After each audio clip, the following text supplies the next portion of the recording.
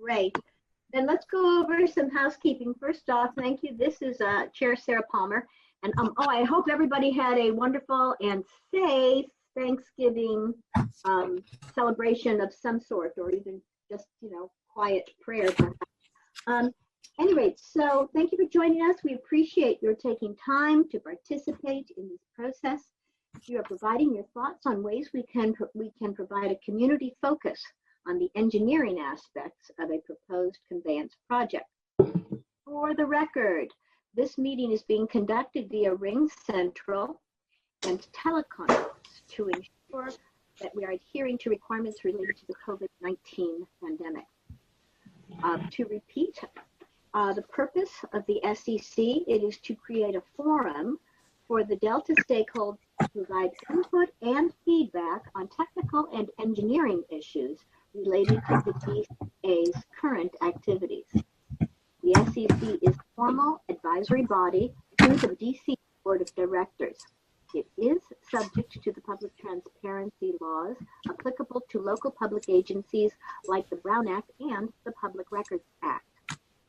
So practices for this meeting: the SEC discussion process and public comment periods will remain consistent with the past meetings. The SEC comments and questions the SEC members will use the raise hand function within Ring Central, and Ms. Martinez will call the name of the SEC member to make a comment or ask a question. As in the past meetings, SEC members will have complete control of their video and audio at all times. We request that you keep your video on, if you can, to make for a better meeting. We also ask that everyone mute themselves when you're not talking, because it eliminates unintended background noise, and it also keeps us from having kind of a feedback sometimes on the calls. For public comment, given this Ring platform, attendees will be muted and not have a video option unless they are speaking during the public comment. At that point, we will unmute you, and it will be up to speakers whether or not they activate their video, so your choice. If you wish to provide public comment on agenda items, please complete the online public comment form by 4 p.m. The link can be found on the dcdca.org website and on the SEC agenda. Once we get to that point in the meeting, our facilitator, Valerie Martinez, will call out each person to speak. The line will be opened and the speaker will provide comments. The public may also provide written public comment by email to publiccomment, that's one word, at dcdca.org. All written comments received prior to the conclusion of the meeting will be included in the written record for the meeting, but we're not going to read them during the meeting. We will follow the same process for public comment on non-agendized items. As always, I want to remind our committee members, as well as the public, that the topics being discussed in this venue are engineering and construction logistics related to a proposed conveyance project. We ask the discussion please stay on topic. All we can address is what is within the DCA purview. So now we're going to move on to item 3, which is the minutes. So we're going to do minutes review. This is the minutes for November 5th, 2020, a regular SEC meeting. Does anybody have any changes, comments, or questions about the minutes? Do we have anything, Jasmine?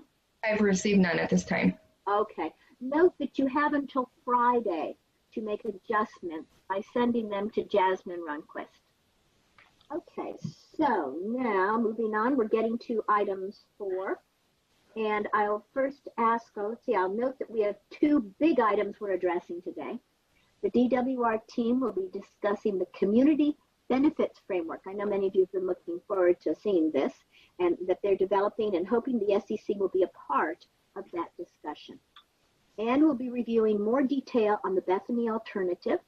These are both large items with a lot of information and a lot of opportunity for SEC participation and input.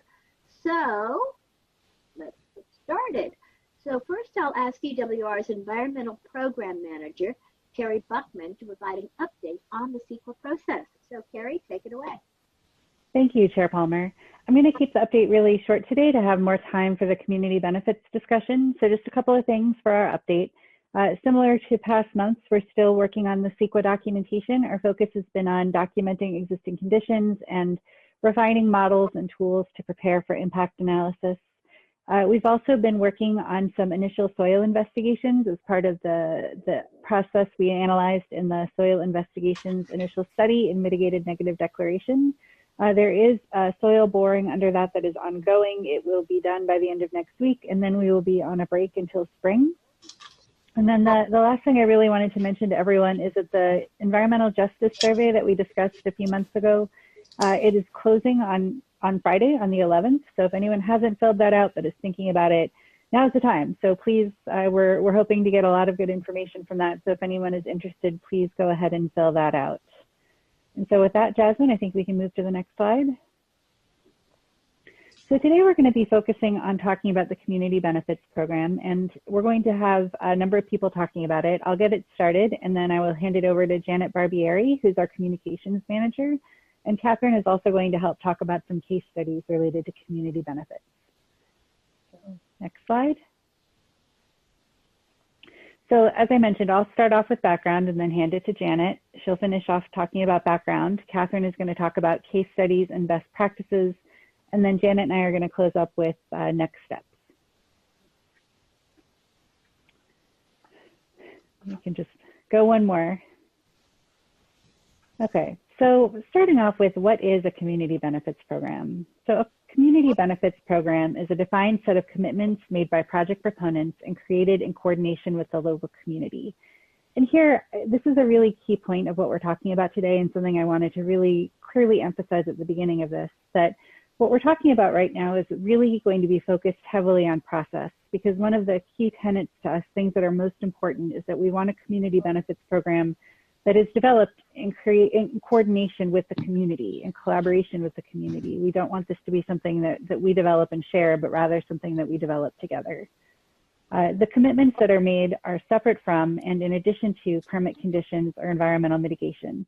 And this is another thing that I really wanted to emphasize up front. As part of the environmental impact report, we will be analyzing environmental impacts. And for any potentially significant impacts, we will be looking at mitigation to reduce or avoid those impacts. The community benefits is on top of and separate from those mitigation measures. So if there is a predicted impact, we will already be looking at ways to reduce or avoid that through mitigation. This is not something that's necessary to reduce those impacts. Community benefits are on top of those measures that we will already be taking. So a community benefits program can include a wide range of benefits to address effects beyond what might be afforded by existing regulatory processes. Again, this is in addition to what we will need to do as part of our environmental planning process. And the program is a demonstration of goodwill and concern regarding adverse effects that communities may endure through construction of major capital works. And with that, I will pass it on to Janet for the next couple slides. Okay, hi everybody, and thank you, Carrie. So I'll just start by saying that the concept here is that the local community should have an opportunity to derive some benefit from this very large infrastructure project. And so we have started to envision a comprehensive community benefits program as a way to work collaboratively with Delta communities to identify and build in aspects of the project that could provide lasting benefits. We would like to hear from Delta communities through a public process about ways the project may be able to address conflicts with the unique cultural, recreational, natural resource, economic, and agricultural values of the Delta as an evolving place. A program like this could provide local stakeholders with not only a voice, but a leadership role in generating and prioritizing ideas about project benefits. And the economic development opportunities are potentially significant, but we can also see that this would be best achieved with local insight gleaned through collaboration. Next slide, please. So the creation of a community benefits program would seek to do three things, essentially. One is provide a mechanism for the Delta community to identify opportunities for local benefits. 2 is provide a mechanism for the project proponents to demonstrate good faith, transparency, and accountability in the community, or I'm sorry, to the community through formal commitments developed with stakeholder input. And then the third thing is supporting consistency with the Delta Plan and the state's co-equal goals for the Delta. And the next slide.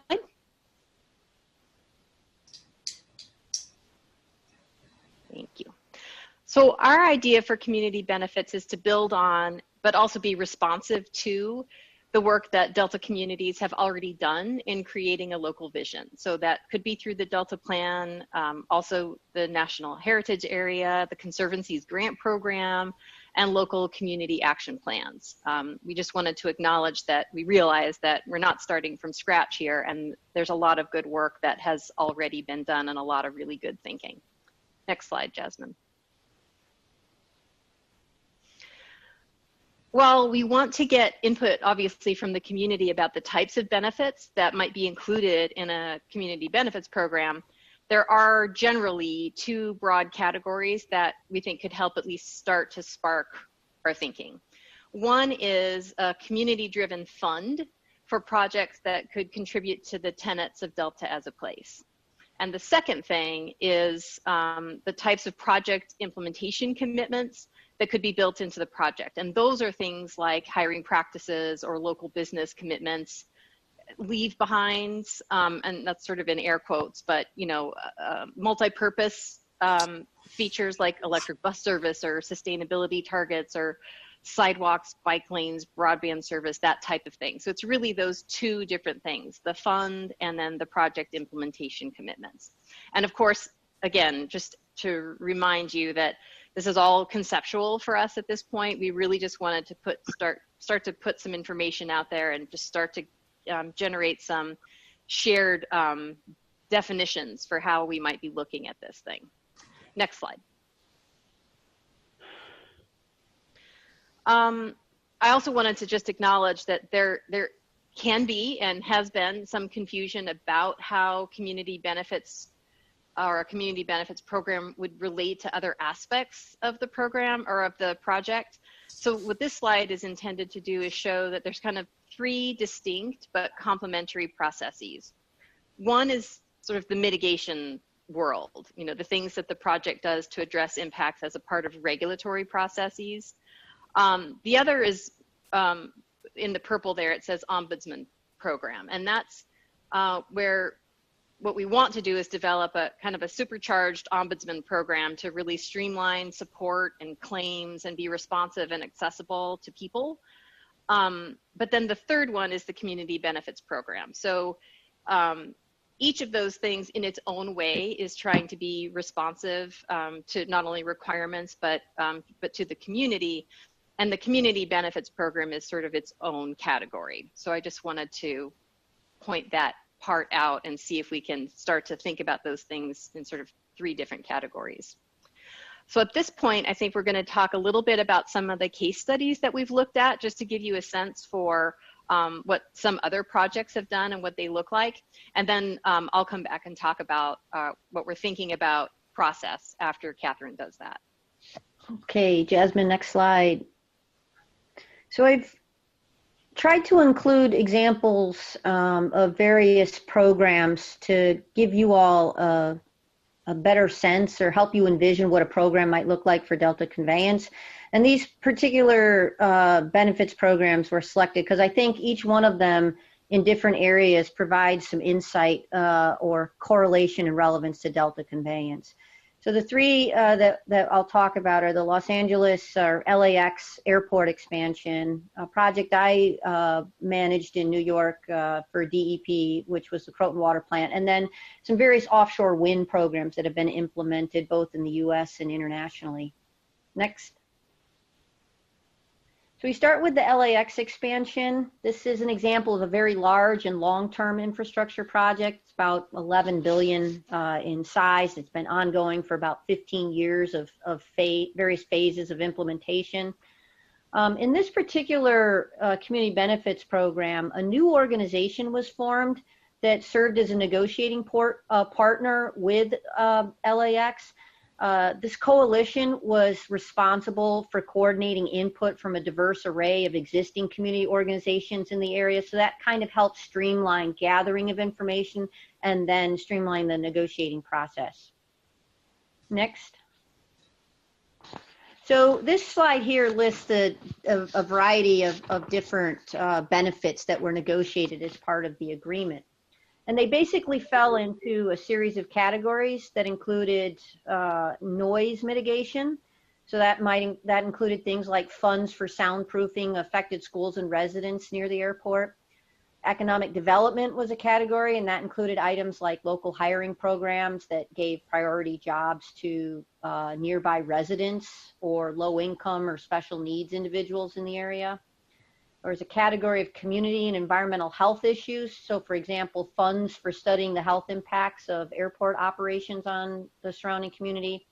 And the last major category that they funded was in air quality and emissions reductions. And that included items like electrifying the airplane gates so that planes at the gates could plug into the electric system rather than running their engines.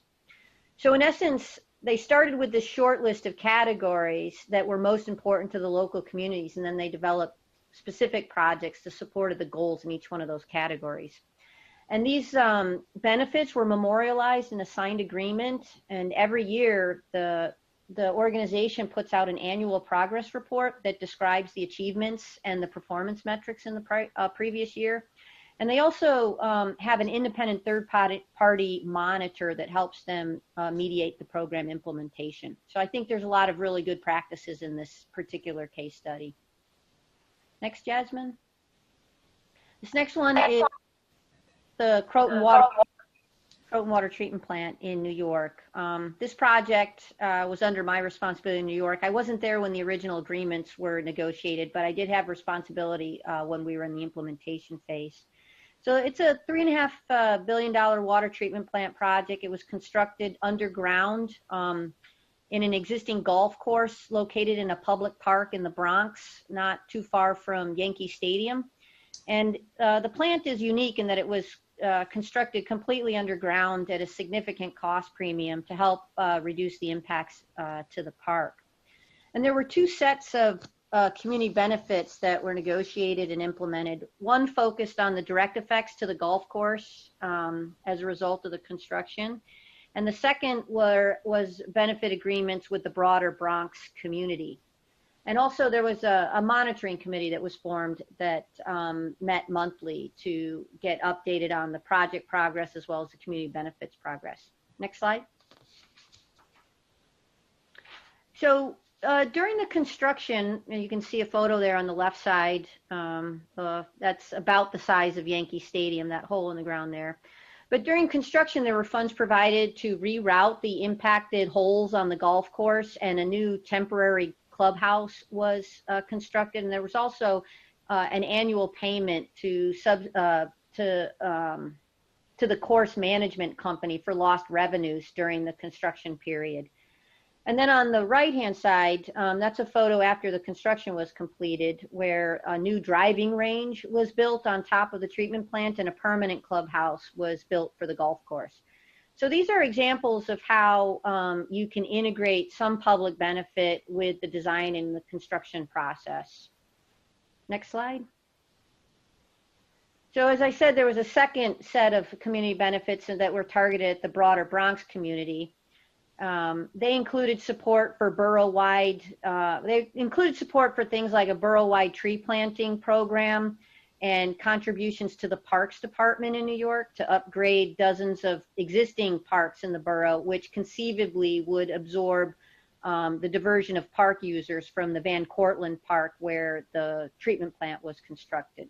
And then also, as I mentioned in the first slide, one of the things that the community group that met monthly discussed was for all of the commitments that were in these benefits agreements, where were they in terms of implementation? So there was a group that helped monitor performance on this. Next slide. And this is the last slide in terms of case studies.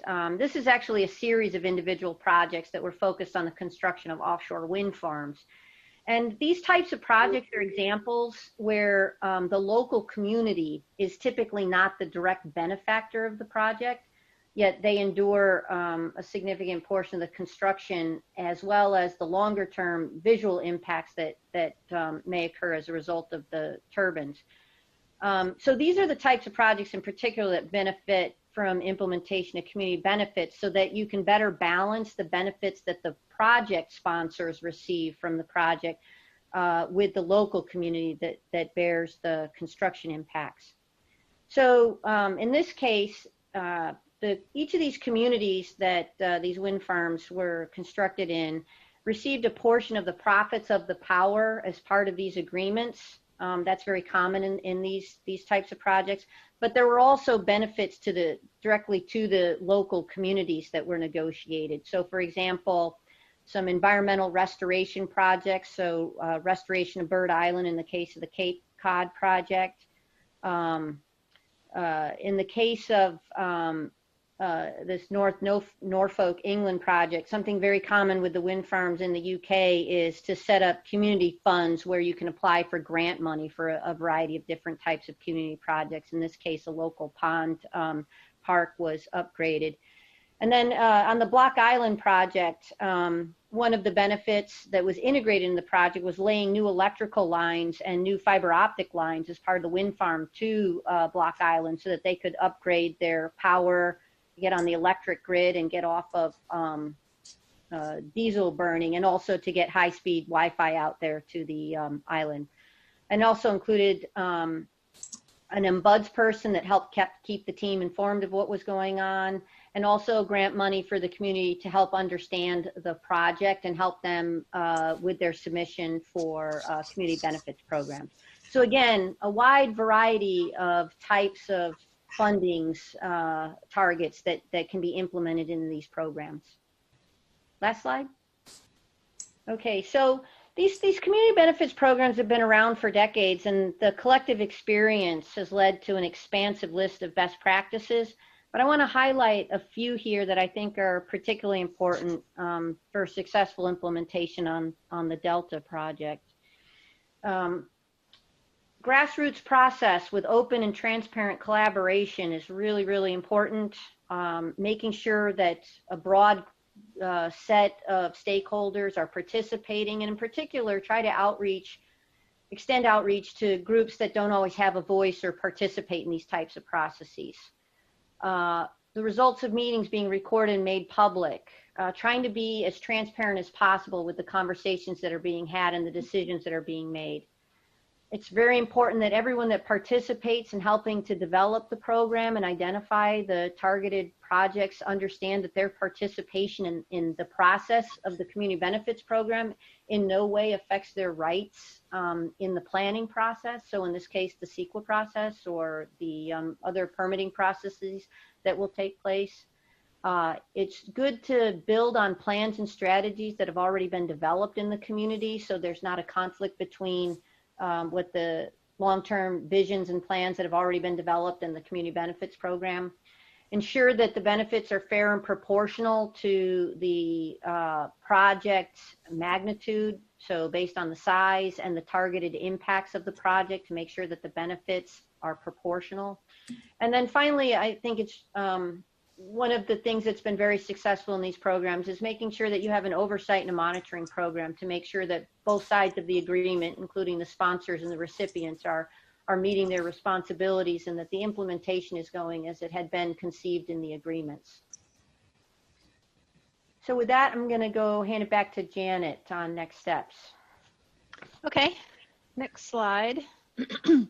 So we've been starting to think through, as Carrie mentioned, the process is pretty important here in terms of, you have to spend time creating a process to create the thing. And so we've started to put a little bit of thought into what that might look like. And we've sort of chunked it out into about 4 phases here. And the first 2 phases are the most immediate.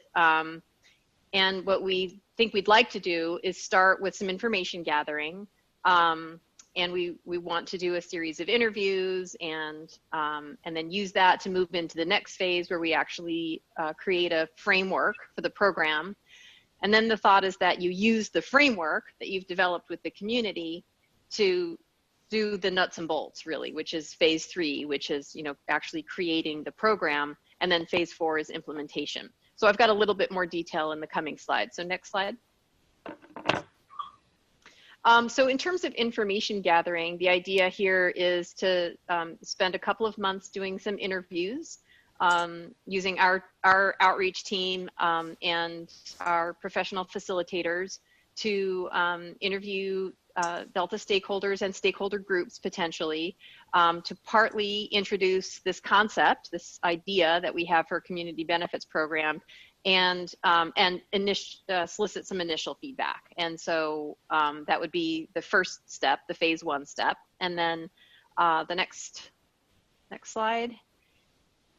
I just wanted to acknowledge that one of the things that we know community benefits programs require is for the community itself to be clear on what it thinks it needs and the long-term benefits that could potentially be derived.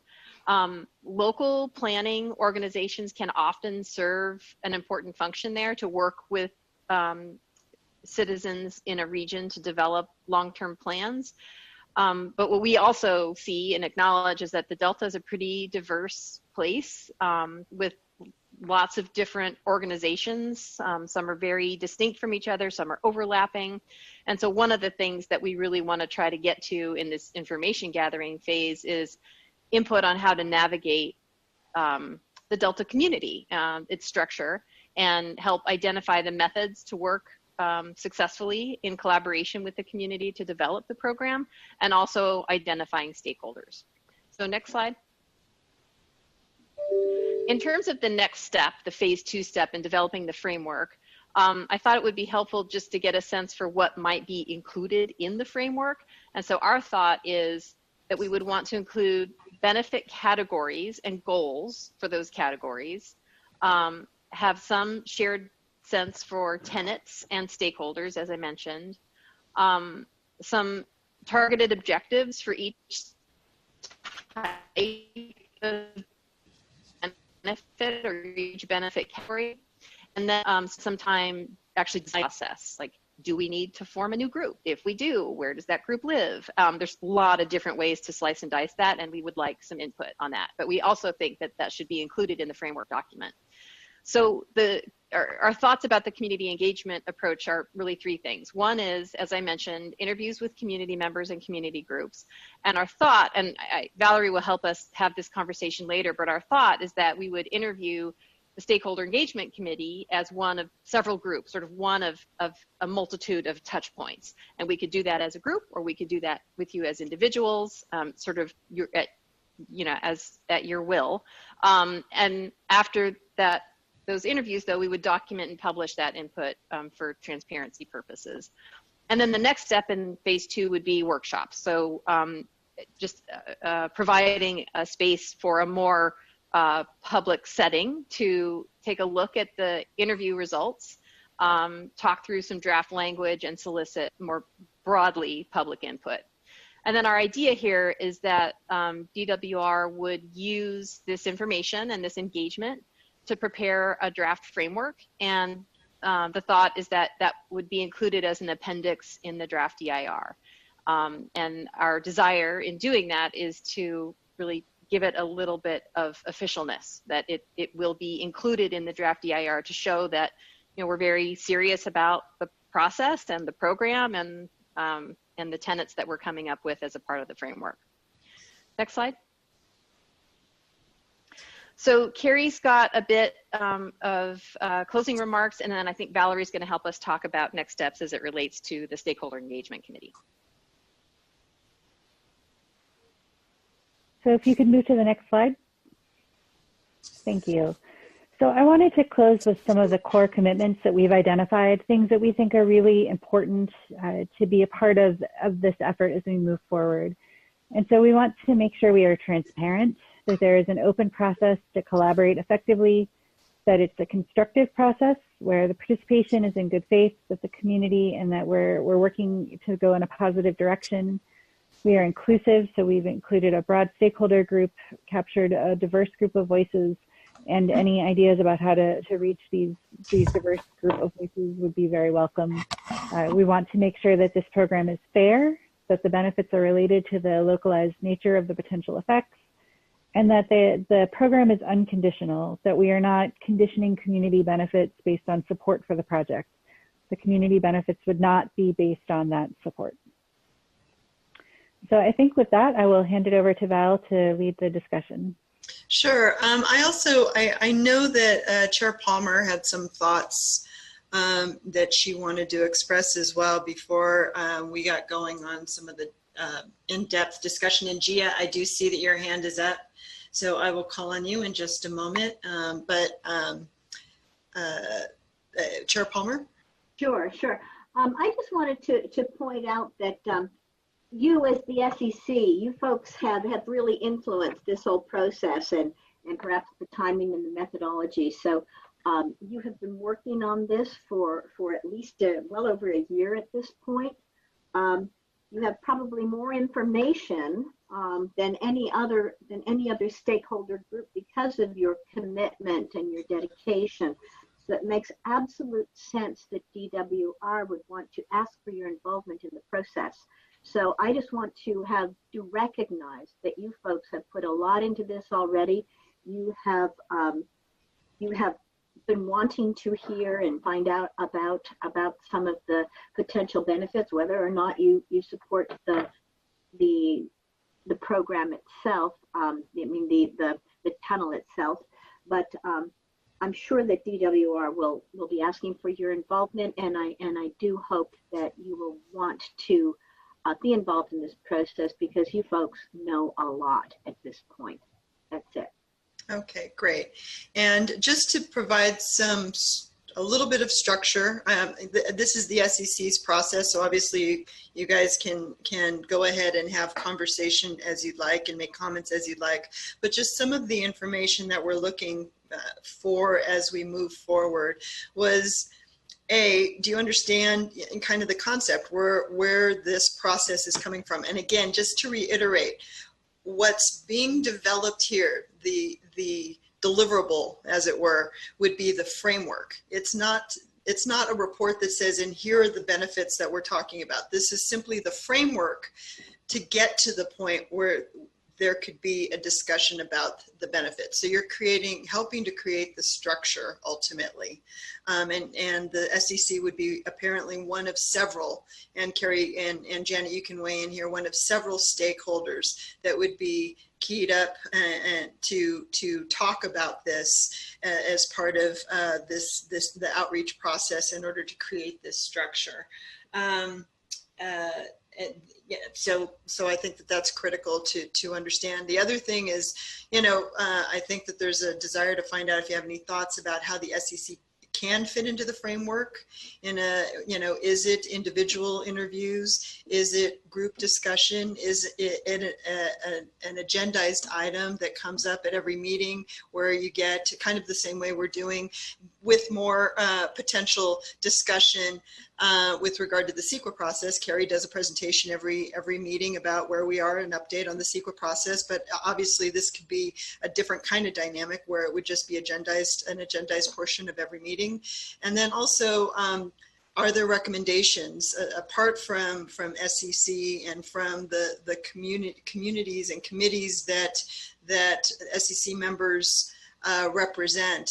Are there recommendations for others to interview? You can either bring them up here or bring them up later or email them or whatever, but that kind of input is also being solicited as we move forward.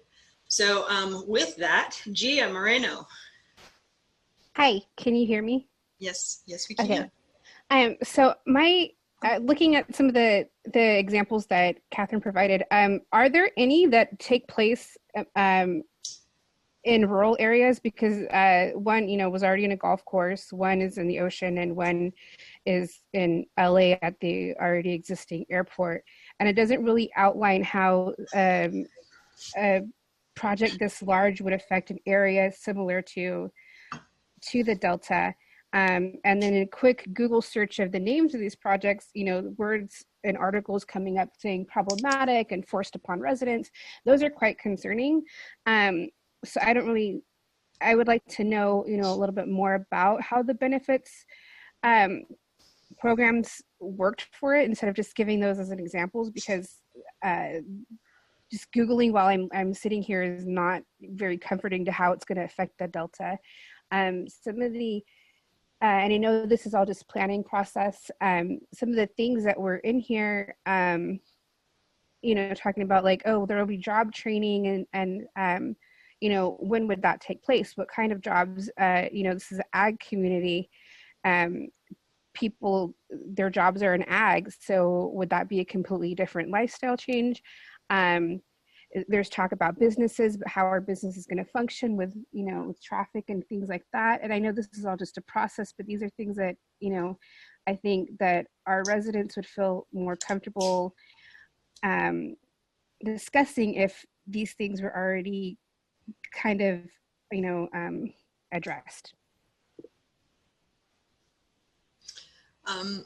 I'm sure that there's a litany of other examples, and I'm sure that there could be more that came up. I know that high-speed rail in California is going through some ag areas, and so I'm sure that there are some programs there. Apart from that, Janet, do you want to kind of reiterate perhaps the mitigation, community benefits, and ombudsman components so that people kind of get a handle on what slice we're looking at here? Yeah, I think one of the important things to remember, I completely understand what you're saying. So I guess two things. One is on the case studies, these were really just a couple of examples to look not so much at the specific project, but the process that those projects used. And there's just myriad programs out there in the country and internationally. So we could certainly come up with other ones if that would be helpful. I guess the other thing just to keep in mind is that the community benefits program, the idea here isn't to, I don't know how to say it and not be offensive, but the idea here isn't to try to like make everyone love the project. The idea here is to acknowledge that a project like this, a major infrastructure project, has effects in the community.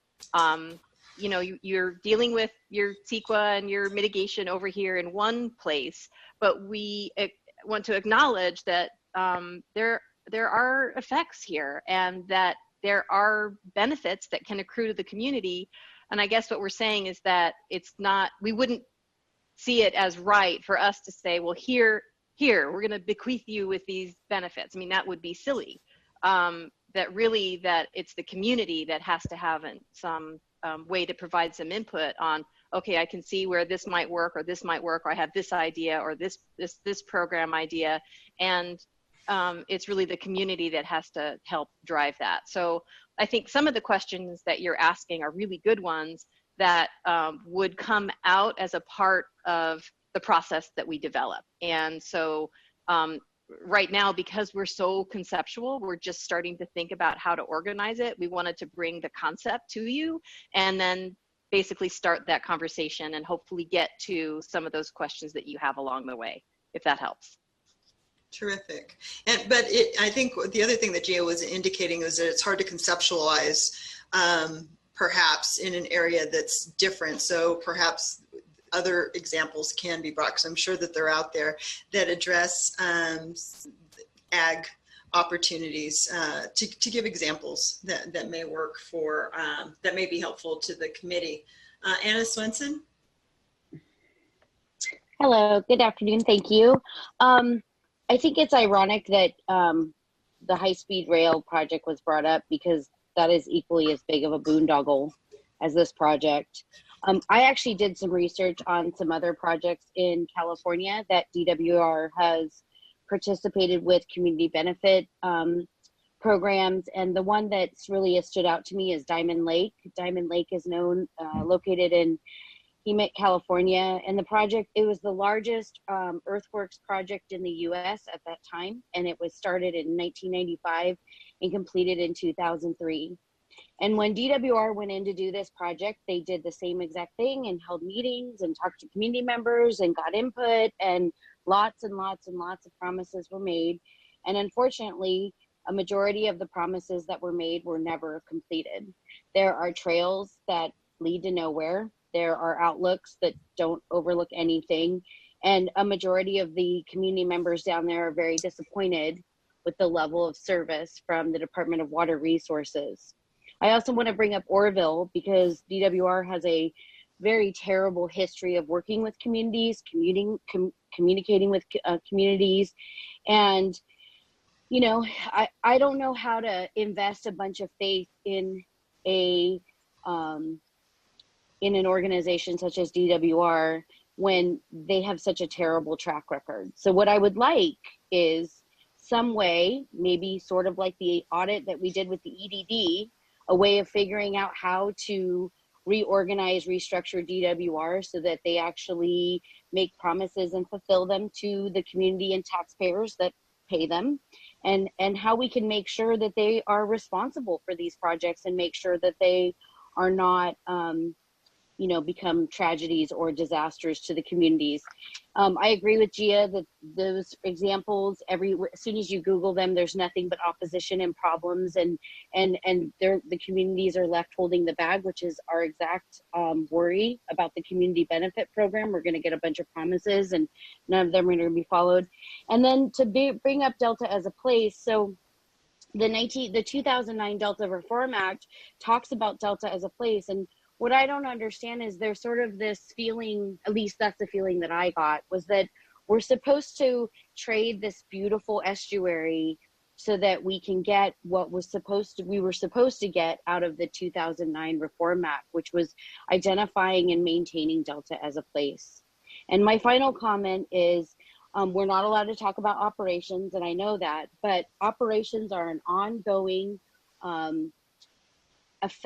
negative effect on the communities, and yet the communities have absolutely no say in how the project is operated, and thus they have no power, say, or can't even think about mitigating factors as to how the project is operated.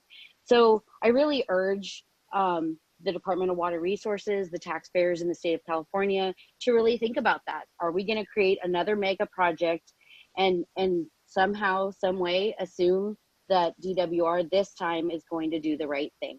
And I don't think that we should leave this burden, this financial burden, to our children. I think that we're being irresponsible, and I just think it's, you know, this will be looked back upon, not upon the project of the century, but more of maybe the boondoggle or the mistake of the century. Thank you very much. Thanks, Anna. Barbara Berrigan-Perea.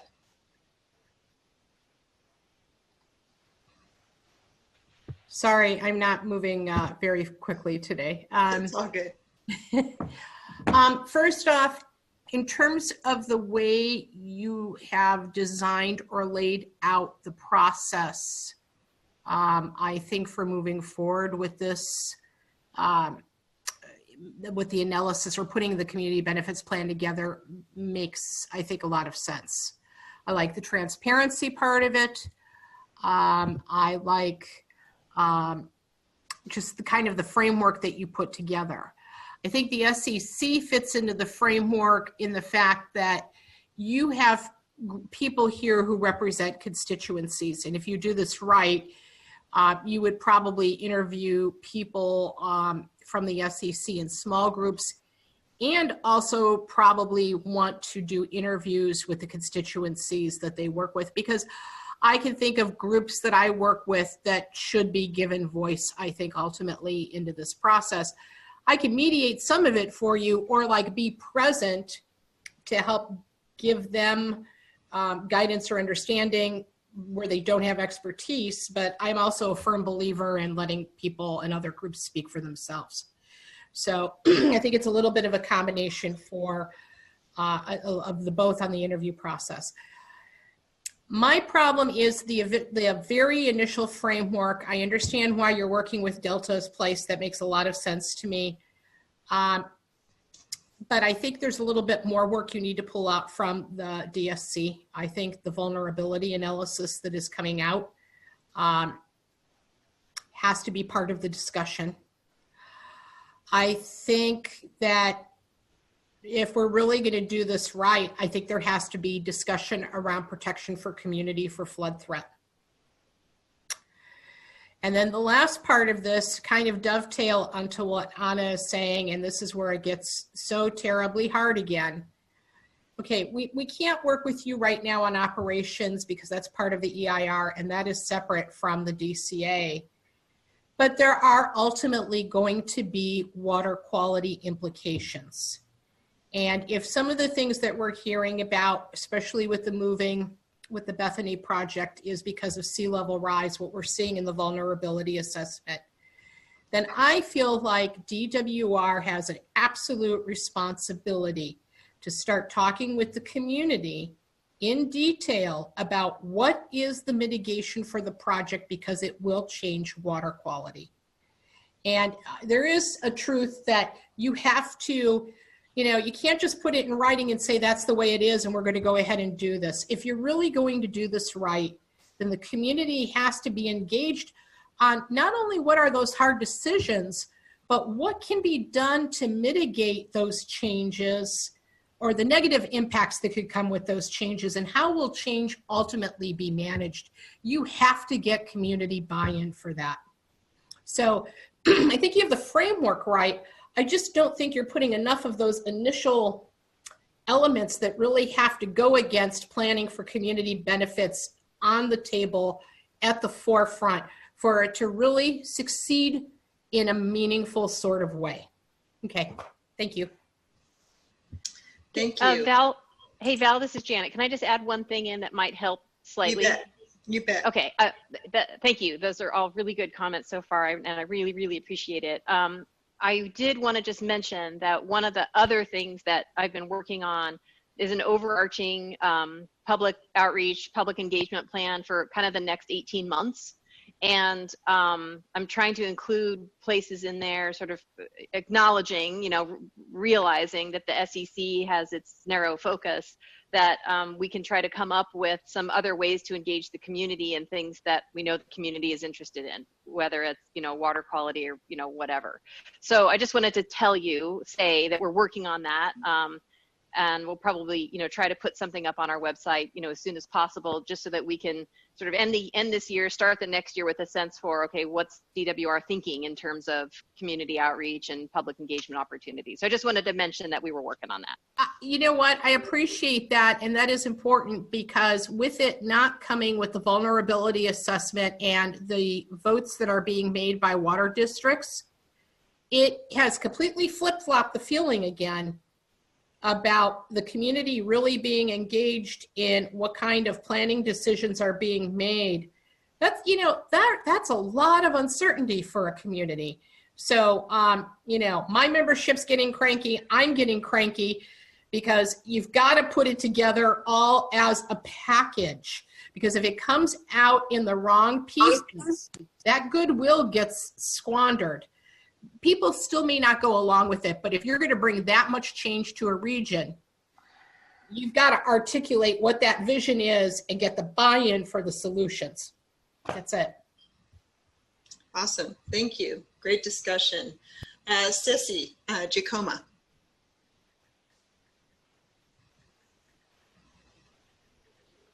You got to unmute yourself, Cece.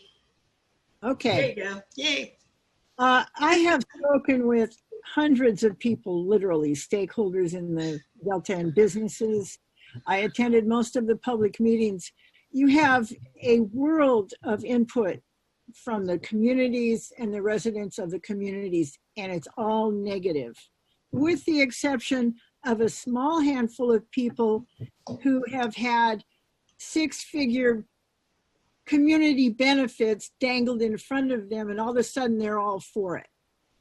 There is a great deal of distrust from the people who live in the Delta and the communities who will ultimately be impacted, will suffer the impact of this project. You've got to hear those people who have turned out en masse for every single public meeting that you've already had. You've got to hear them when they're speaking to you. If you're going to ever acquire good faith responses if you're going to win their faith in your project. Thank you, Cece. Gil Cosio. I think I muted myself.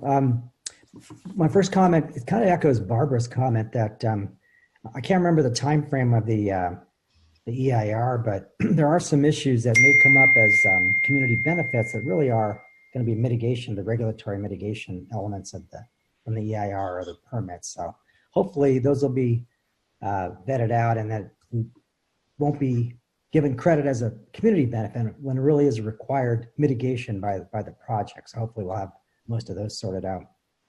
And then the other question I had was, is there a rule of thumb on how much money goes into this fund? Is it a percentage of the total project cost? I mean, what are we looking at? Is a big, I mean, it's a big project, so I don't know if that relates to a big fund or not. Those are great questions. Janet or Carrie, did you want to hit those? First one is community benefits versus mitigation. The other is potential dollars to be spent. Sure, I can get started, and then if Janet has something to add, please jump in. So yep.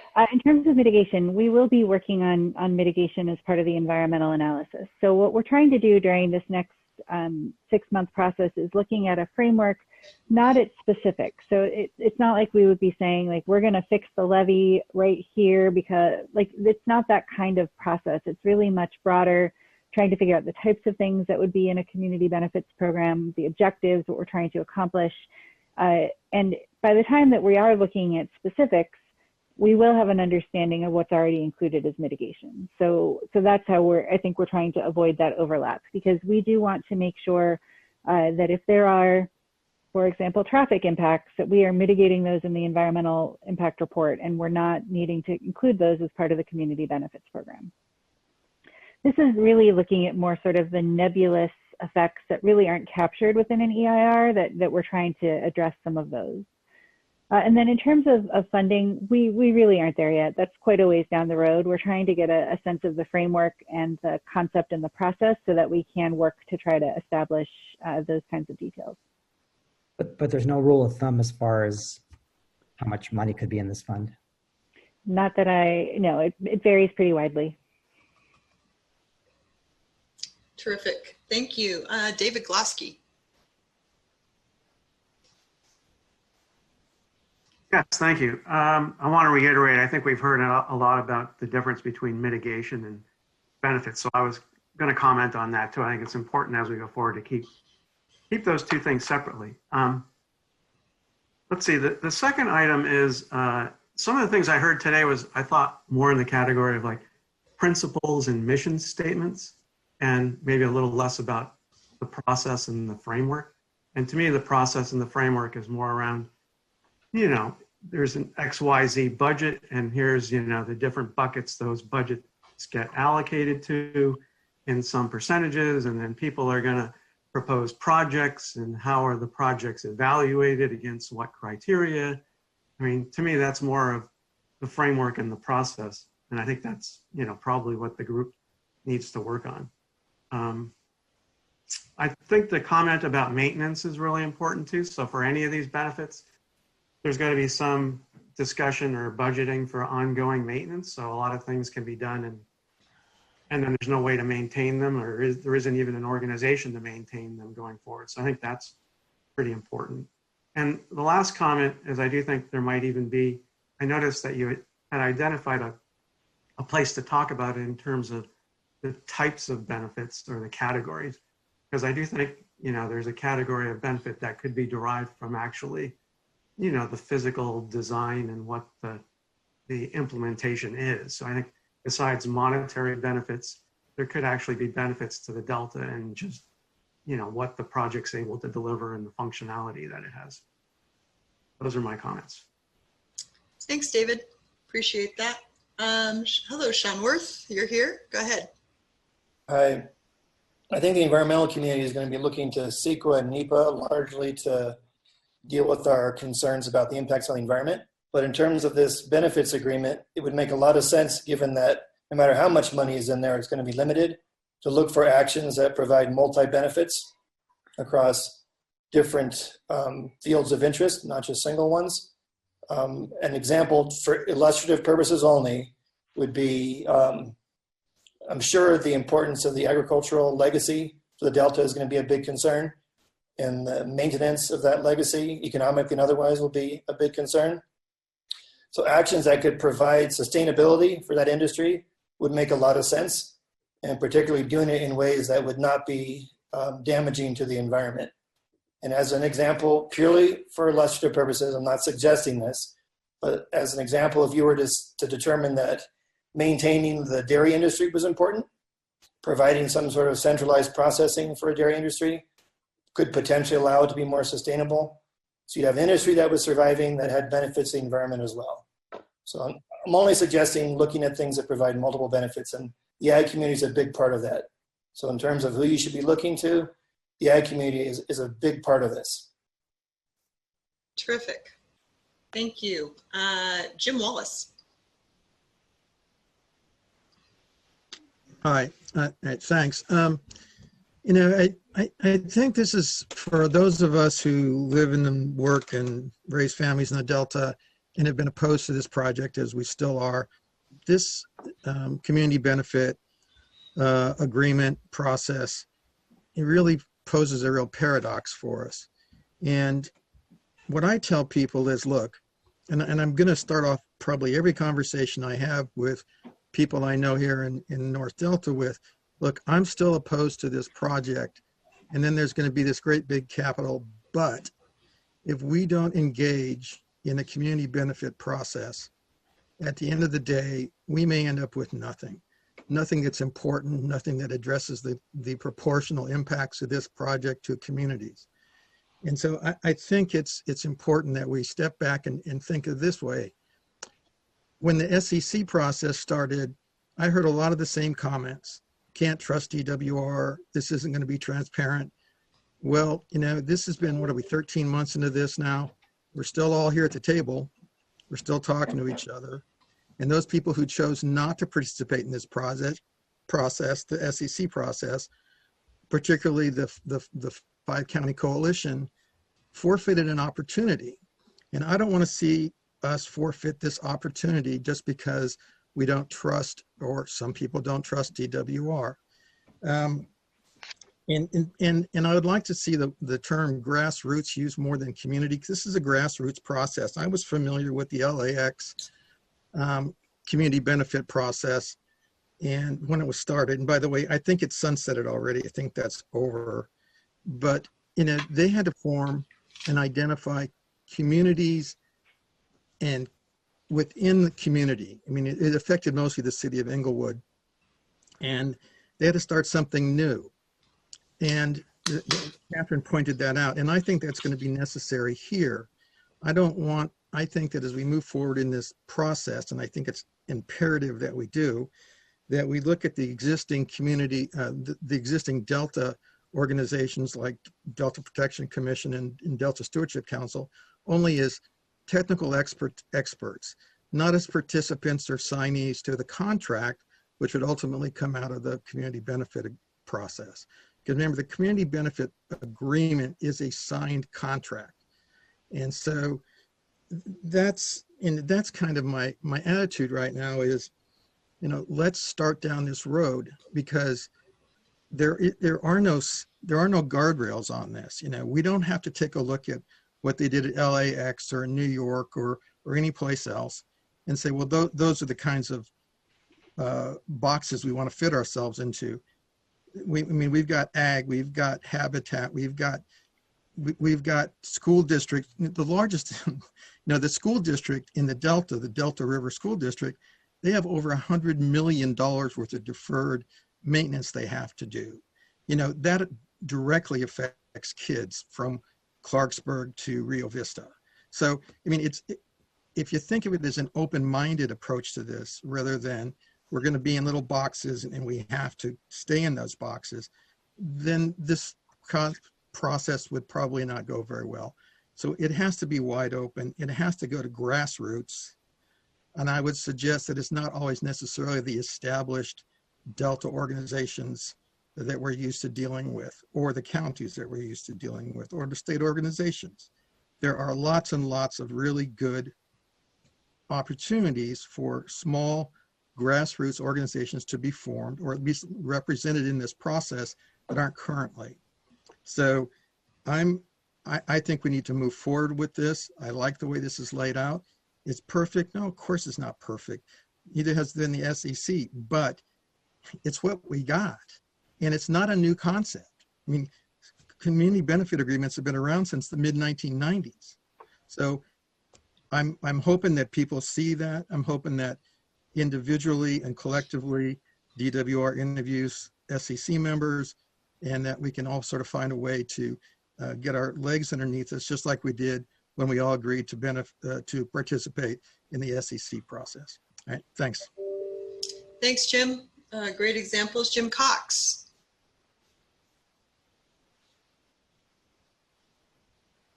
Okay, can you hear me? Yes, sir. Okay, well, I kind of feel a lot about same as what the last speaker was saying, except it's almost the reverse when it comes to fishermen.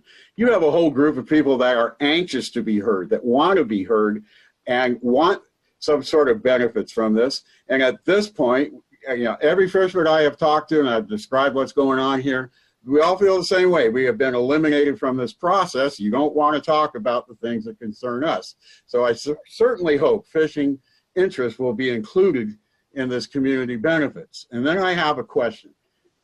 Through this whole process, you have said that the money for this project comes from the water contractors, the Metropolitan Water, all the end users. Where does the money come from that pays for this? Is this going to be taxpayers' money, or will that be paid for by the end users?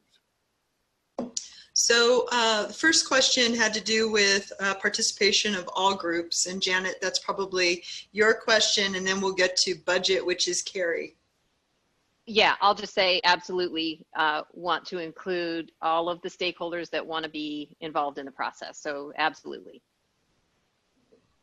And for the second question on funding, so the funding for this would be part of the overall construction funding. So it would be funded by the water agencies that would benefit from the project.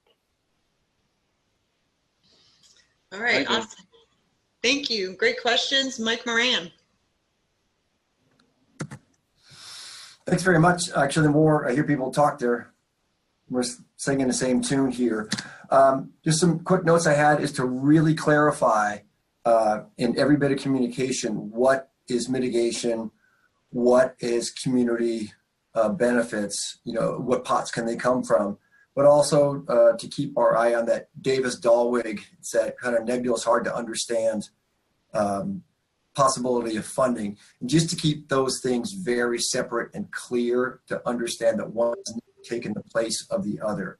I also support ongoing funding. If it's a construction period or project fund, it sounds like it's a pot of money that may be like an endowment that's going to grow on itself. Not only do we need ongoing funding for maintenance, and staffing may be included in that. I just want to make sure that staffing is actually stated, that it's not just money to patch roads and things like that, but there is staffing funded on an ongoing basis for a long period of time.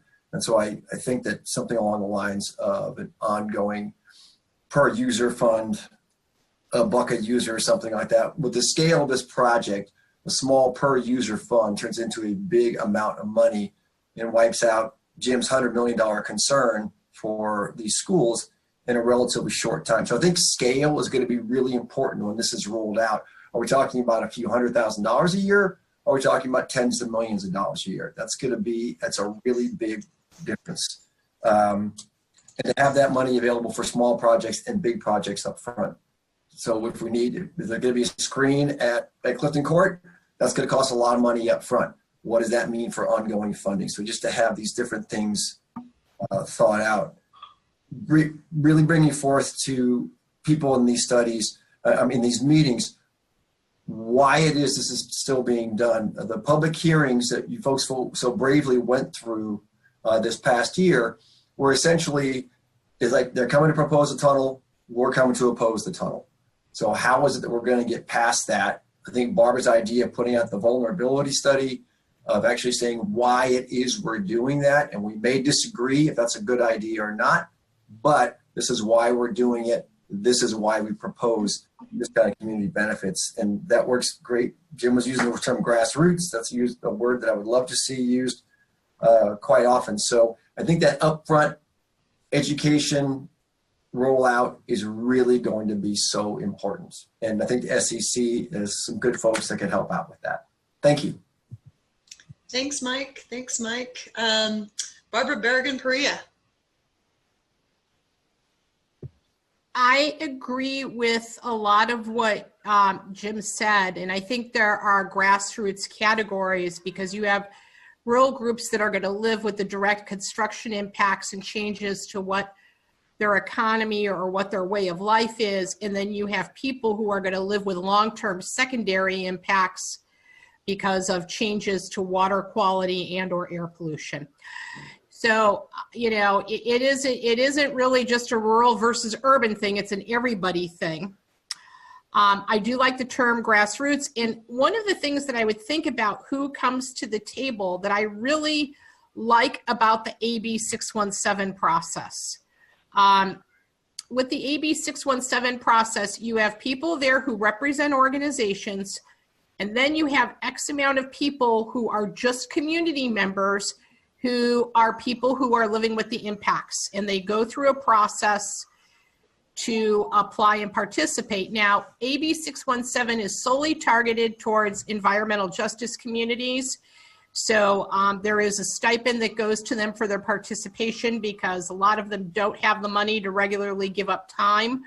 I think you should probably do that. It doesn't have to be huge, but you should probably do that to equitably to anyone who would participate with this. And so I think there are categories there. You do want the expertise of organizations that have trust in the community because frankly, they're a gateway to people trusting you, as just are the people on this SEC committee.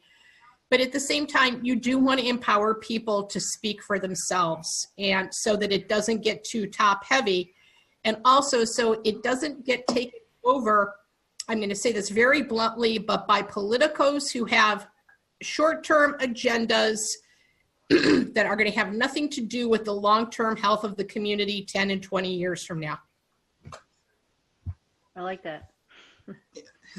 Sounds good. All right, Douglas, Shia. Douglas, by the time we're done with this SEC, I will have your last name down. We will have a whole thing going. So my apologies.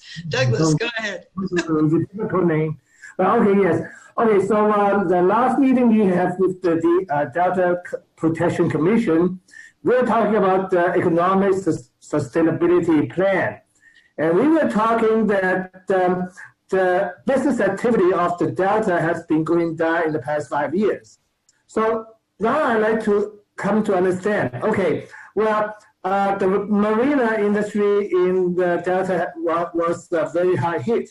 So if we bring benefits to say that the fund is used to improve the marinas, or the fund is used to improve the dairy industry like Sean just brought up. Okay, how is it perceived that the fund is being used to help out private industries? I mean, don't get me wrong.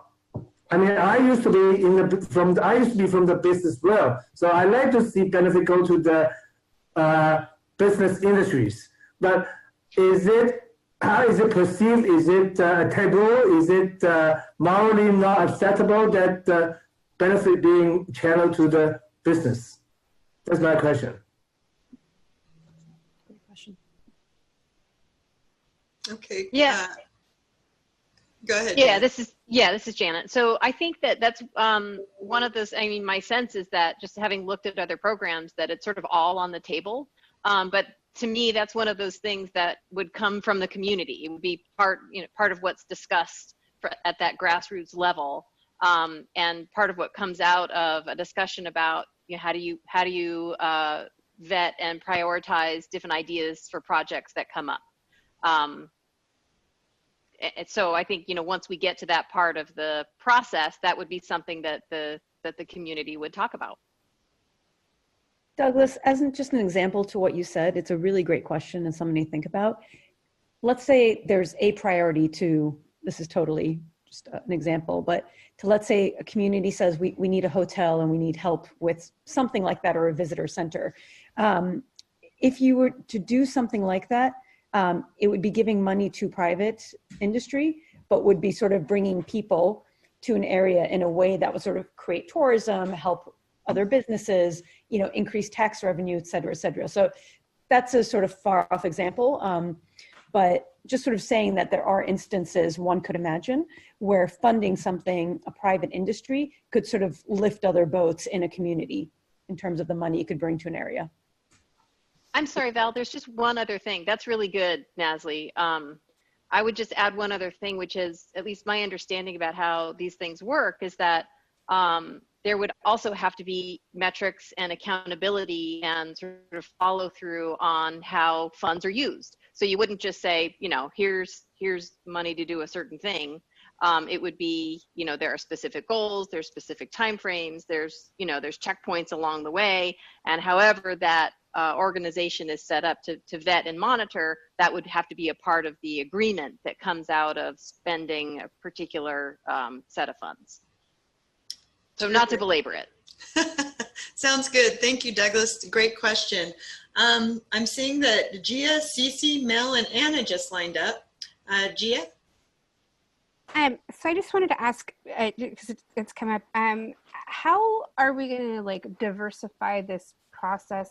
I've been getting a lot of questions about like things coming out in Spanish. We have a huge Spanish speaking population in the Delta, and a lot of them are unaware of what's going on, and they need to be a voice too. So is there going to be a way for them to participate in this process? How is that going to work out? Is there somebody, I don't know, within the SCC or the DC or DWR that would be able to be, you know, like a translator? Yes, absolutely. We try to do that as much as possible. We've always brought translated materials or interpreters to meetings, but I'm glad that you said that, because it's not something I said before and I should have. So it's definitely an important part of the outreach program. Okay, thanks. Yeah, because I haven't seen anything even on the SCC website, you know, in Spanish that I could refer people to, or a way to request those materials in Spanish. I don't know if, you know, the maps and things that we've been given to pass out to our residents, I haven't really seen any way to get those in Spanish for, you know, everyone. Gia, I'm happy to speak with you about that. We have, the new website is able to get translated, but I think one of the issues that you have sometimes is when there's PDF documents and things like that, they're not. Sadly, the response for most state agencies when it came to providing everything in different languages is they just got rid of the backhaul of materials because they couldn't afford to translate them in 6-7 languages as per California requirements, which is not what we aim for.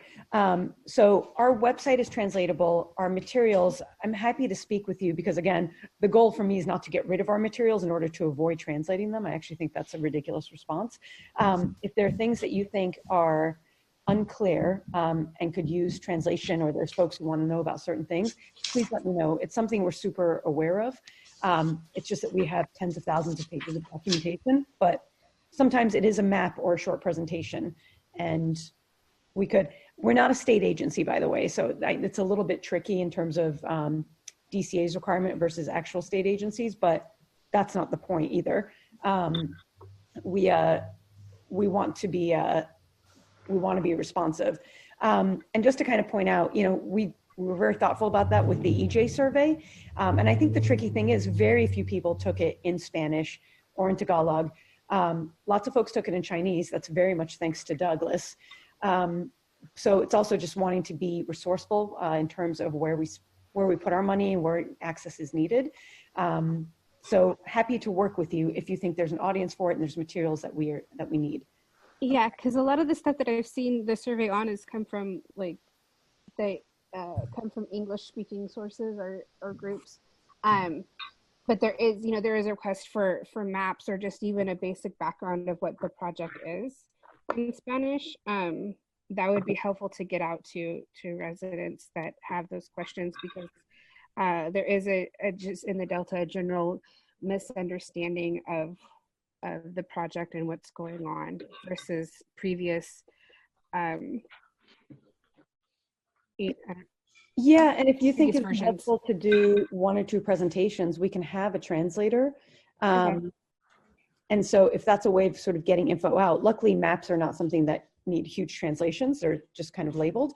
But again, if there's materials that would be helpful, and if doing presentations in Spanish to some groups to help get the word out, as I said, you know, we'd love to work with you, for sure. Okay, maybe it's something that we email about later. Yeah, that'd be great. Okay, thank you. Thanks, Gia. Cece, go ahead. Not to belabor a point, but I'm concerned about bridging this gulf between how the people of the Delta feel about this project, which is adamantly against it because it's destructive, and winning over them to your good faith efforts. I think that's a huge gap. And I feel that if you would explore alternatives that did not do this kind of destruction, that those people could likely join, that the people who live here and the communities who are impacted most would likely get on board and listen to working with you. But I think first of all that you have to consider the destructive element, because that's all anybody has on their mind at this point, and they don't feel they're being heard. Thank you, Cece.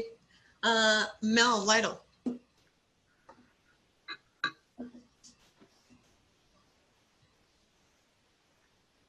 Mel? No, now you're not muted. Go ahead. We're not hearing you. We're not hearing you, Mel. I'll tell you what, I have Anna and Barbara lined up.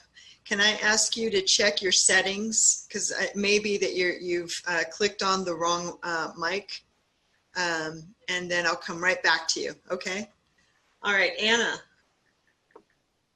Yes, thank you. So this is a clarifying question. The Community Benefit Fund, when exactly does that money and those projects kick in? Is this after the devastation, 13 years, everybody's either paused, left, whatnot, or is this money to be used to ease the heavy impacts that will be experienced by the Delta communities? And then secondly, this is more of a statement, maybe even to the governor. Why do we have to trade a destructive project in the Delta in order to get broadband for the children in the Delta? It is absolutely criminal for us not to have broadband for these students who have to attend via remote. And it is not fair to dangle broadband out there as if it's going to be some benefit to us 13 years post-construction, or even 5 years, or however long.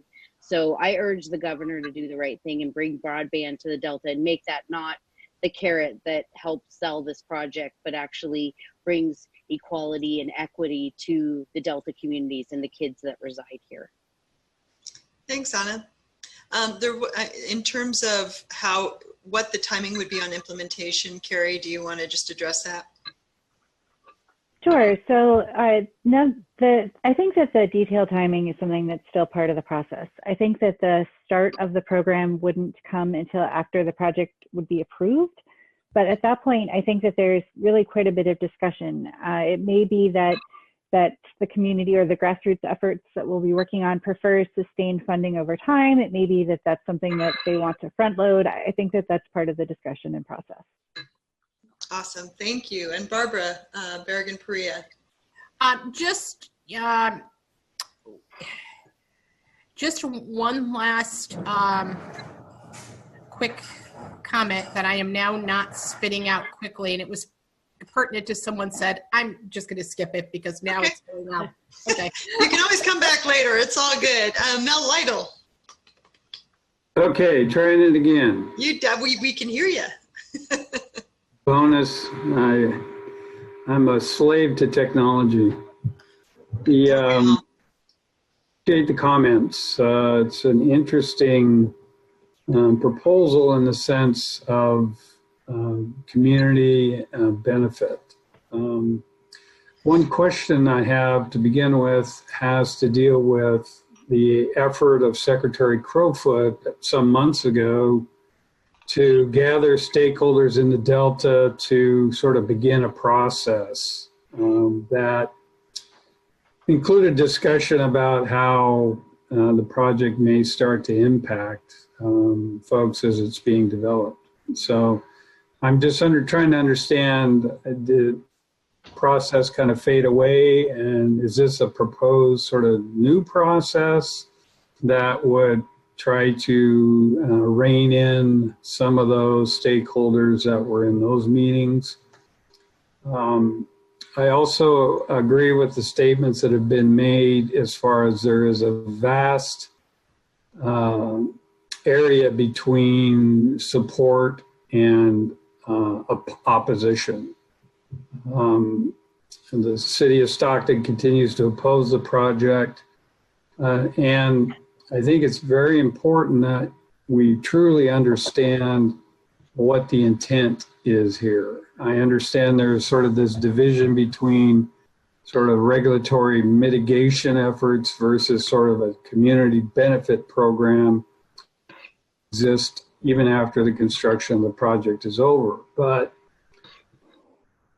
there's got to be a way to better define how this is going to work, the layers of representation, stakeholders, grassroots, whatever you want to call it.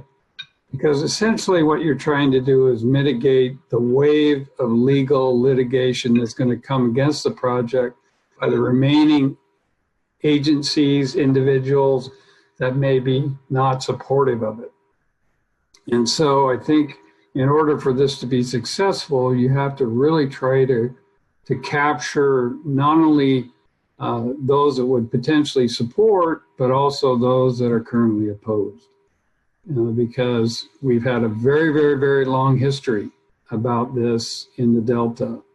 And there has to be some real discussion and commitment by the state and the state water contractors in order for those entities in the Delta that tend to litigate this effort to bring about a change.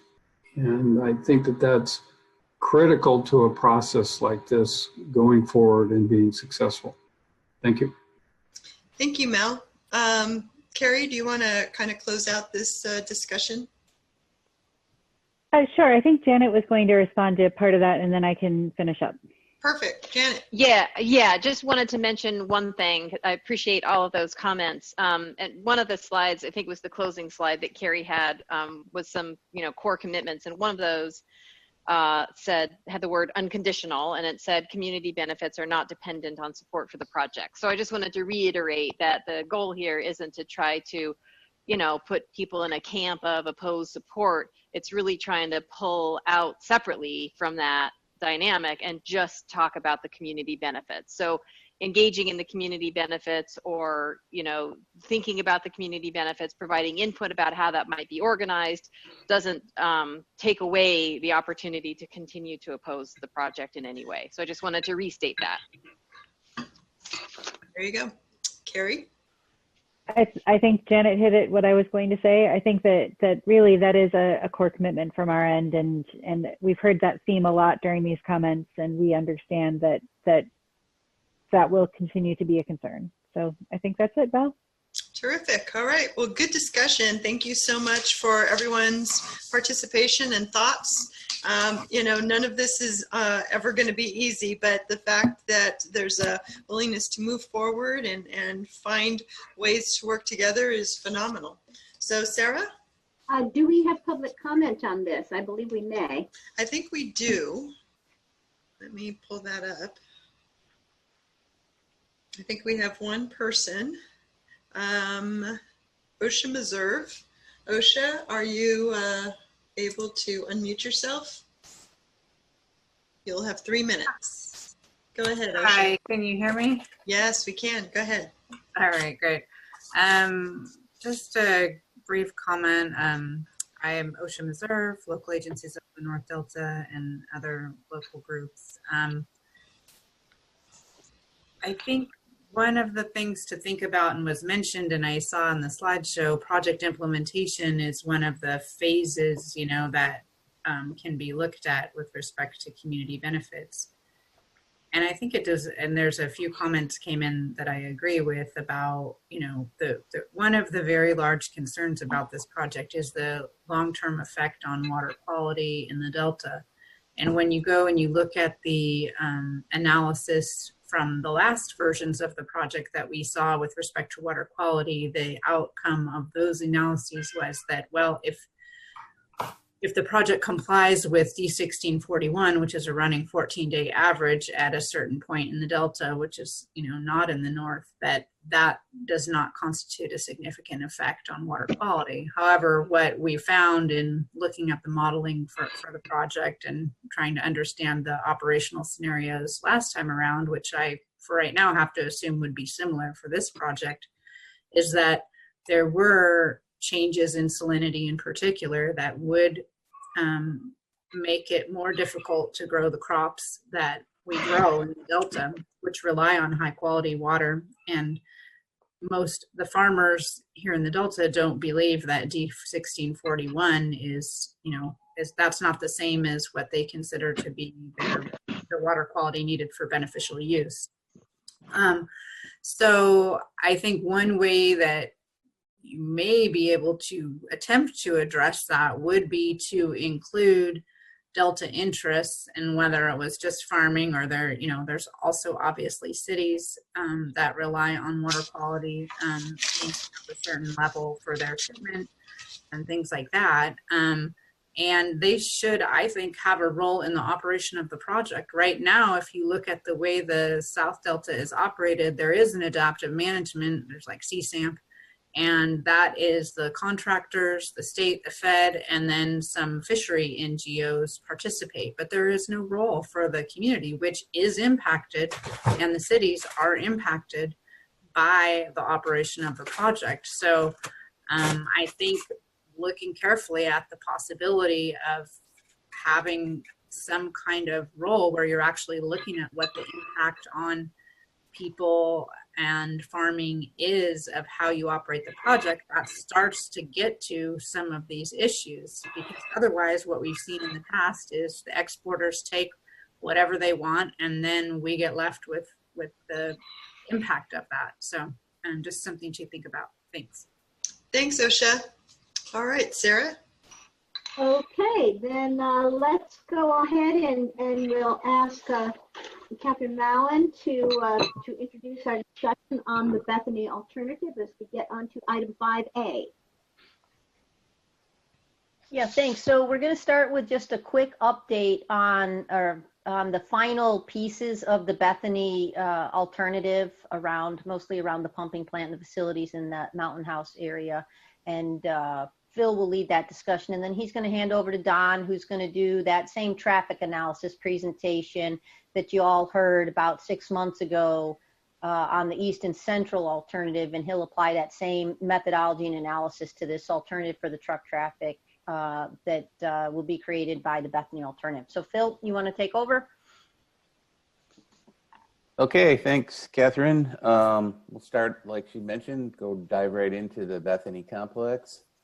So this is kind of the final installment of describing the basic Bethany components. Not that we won't come back to things that people are interested in the future, but we've gone over a bunch of parts of the alternative, and I'm going to review a couple of those on this first slide and do a little bit of basic review just to help you remember where we were on the whole thing, and then show you the last pieces, which are mainly surrounding the pumping plant and the discharge into the reservoir.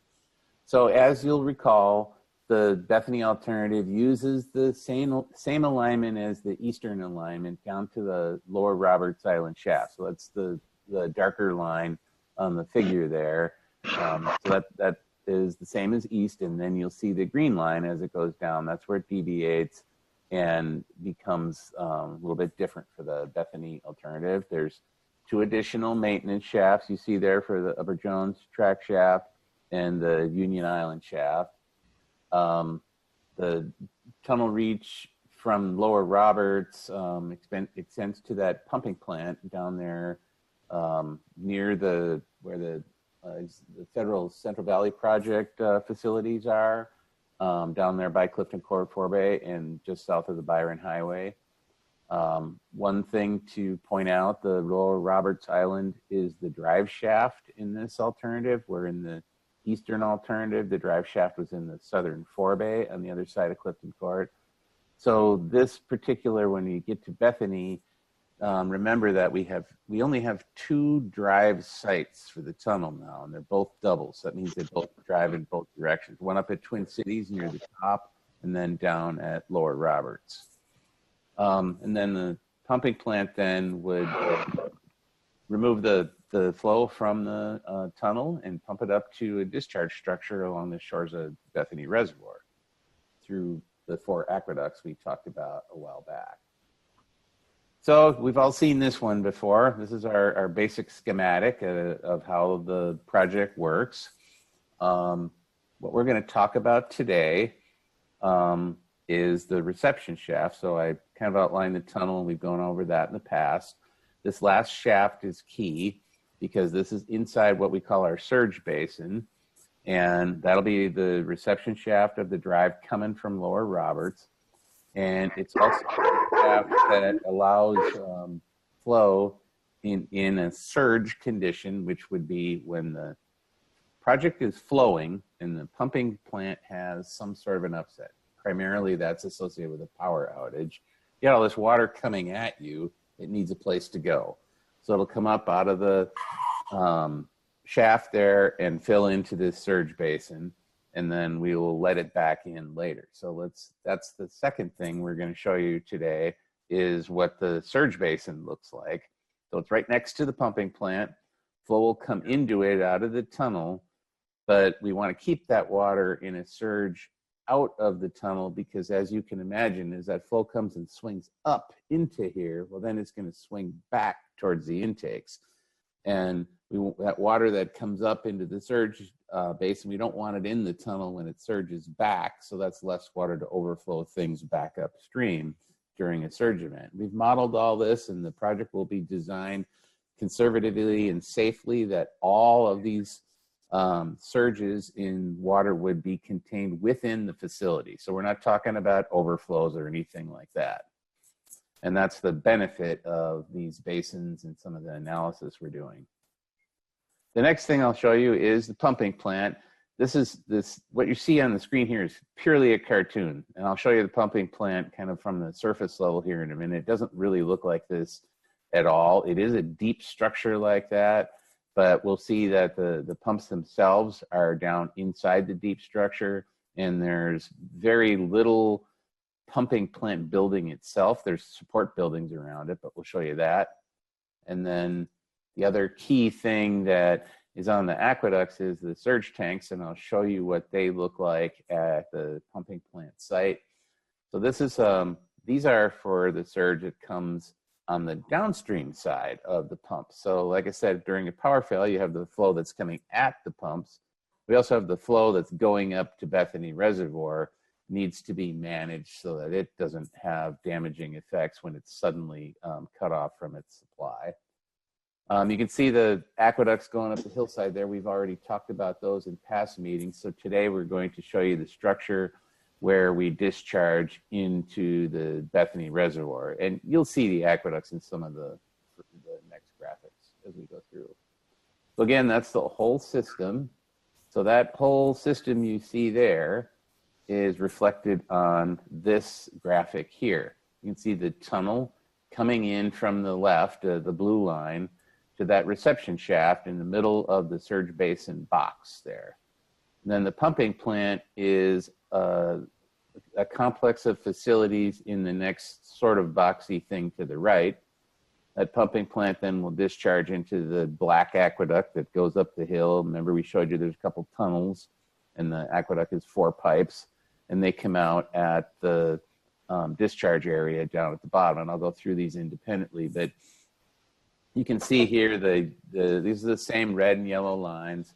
The red lines are the permanent footprint, and the yellow lines are the temporary footprint. So you can see that the permanent and temporary footprint are fairly well confined for this facility, mainly because it's just the support things to build facilities. I thought it was kind of appropriate when Catherine showed during the earlier presentation that water treatment plant in the hole in the ground in the community benefits thing, and then she showed the driving range over the top. You can see that the construction site there was largely the same as the finished facility. And that's one of the things you're going to see with the Bethany alternative at this end. So blowing up a little bit, this is the pumping plant area. You can, again, the tunnel coming in from the left to the reception shaft where flow would come up into the surge basin. That shaft, as you recall from our schematic, has an underground tunnel connected to the pumping plant. Pumping plant then would have pumps that would lift water in pipes that aren't shown on that site. There is actually, the black lines would go back to the sides of the pumping plant.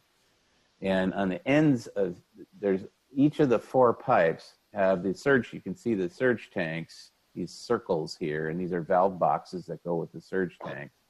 And that allows flow in the event, say, these pumps were to fail, or all of them, to flow in behind and feed the tanks up the hill.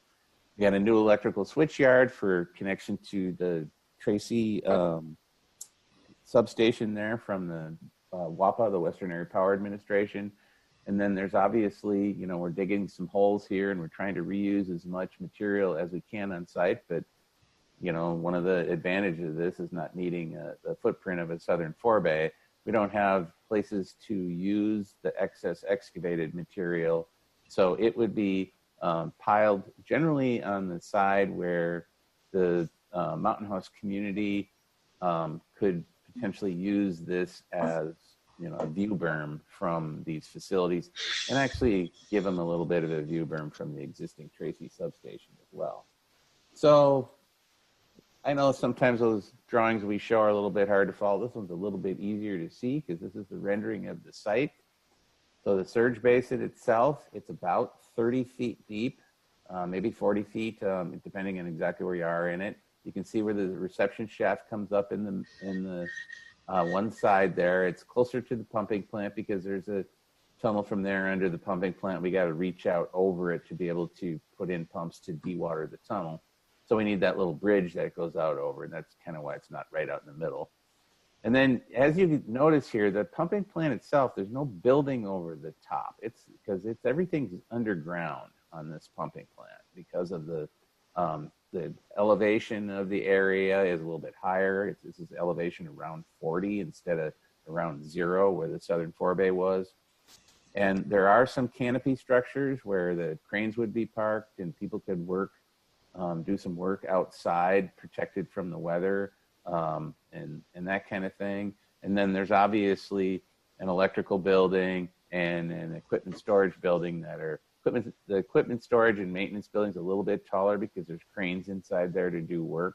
The electrical building's not quite as high because it's the electrical equipment. Then you can see the substations. The surge tanks themselves are relatively minor. They're only about 25 feet tall. So they would be screened in general from views from, at least from Mountain House, from the excavation stockpiles.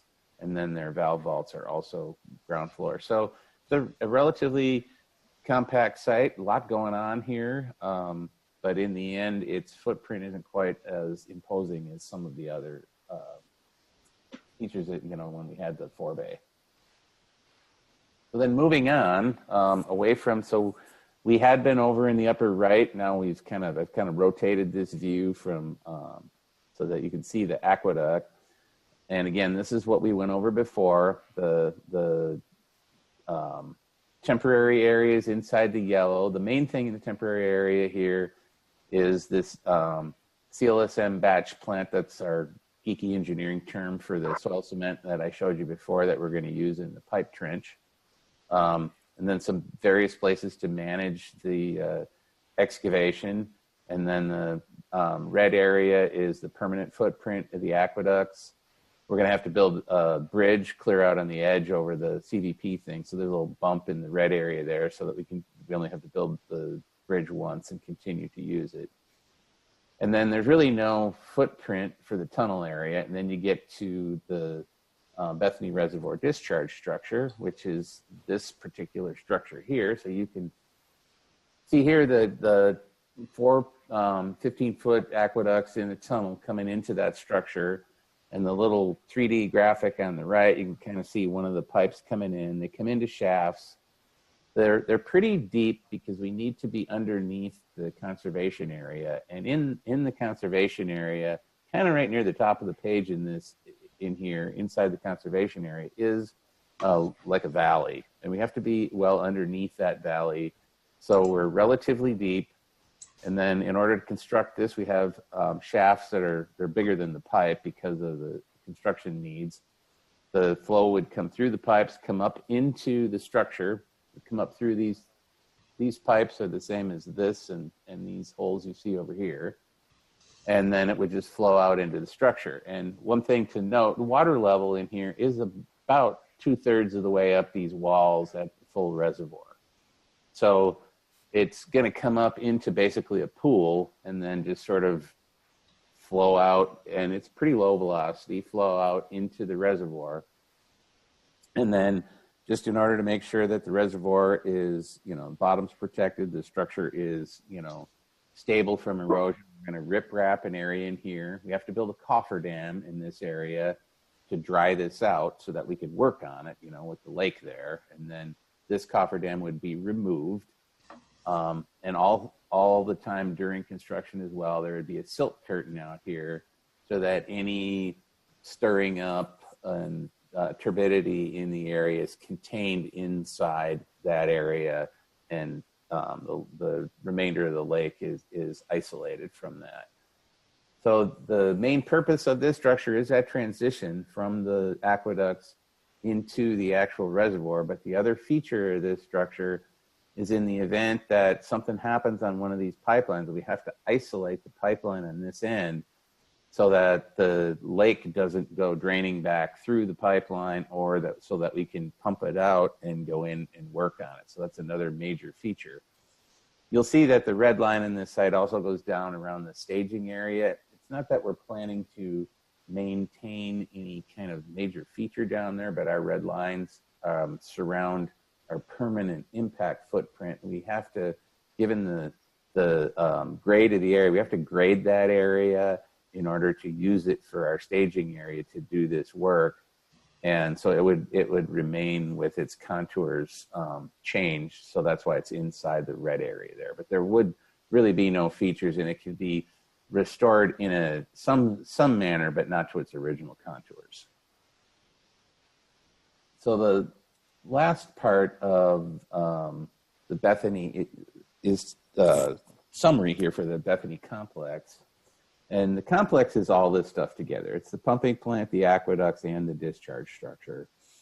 In the pumping plant, we kind of generally say includes the surge basin and the reception shaft. So you can see it's roughly the same schedule we've been talking about, this 13 years. It's a pretty easy schedule to imagine, though. You put in the early works, that's the roads and things to get there. You got to build that reception shaft. And then the pumping plant has connections obviously to the aqueducts and the surge basin. So the pumping plant encompasses the entire remainder of the schedule, while all the surge basin, aqueducts, and discharge structure can be built at the same time and have their various interconnections planned as part of the pump station work. And then you can see clear out there on the right, when that tunnel, this is the longest tunnel drive on the project. We put the shaft in back there in year 3 and 4, but the TBM coming from Lower Roberts doesn't arrive until year 12. So that way, up there in that little green box in the upper right, that's where we remove the TBM, and then you can see there's one blue box to the right, and that's that bridge I pointed out before. We build that over the top and commission the facility. So this is a pretty straightforward schedule, pretty easy to understand, but it is clearly a long time. So the next would be to go to Don about the traffic analysis, but I believe we want to stop and see if anybody has any questions at this time. Yeah, let's do that. Sorry, I'm having a tough time. Philip Merlo has his hand up. Go ahead, Philip. Hi there, Philip Merlo here. I'm just curious because of where this location is near Bethany, Mountain House, Clifton Court, Forbay. There are a lot of references to indigenous peoples living in this area from the 19th century in Spanish and English language accounts of the colonization of this area. And I do know that before the Clifton Court Forbay was formed, there had been studies done, you know, like in the 1920s and 30s of indigenous peoples that had lived in that area, both oral histories and archaeological studies. So I'm just curious if you folks are consulting with the North Valley Yokuts tribe that lands traditionally existed within, whether that's Catherine Perez, who is a former chairperson of the tribe, or Andrew Galvan, who I think was the foreperson a couple of years ago. I'm not sure if he's there now, but I am very curious. I'd like to know what their input would be, and whether or not you folks have thought about potential mitigation with regards to any development that takes place, any findings that are, or, you know, if you guys are grading a land near, I know it's an artificial reservoir, but there was a valley there before, right? I'd like to know where artifacts might go, if there's any consultation taking place. Thank you. Hey, Carrie, you want to take that? Sure. So we are consulting with tribes that may have resources within the project area.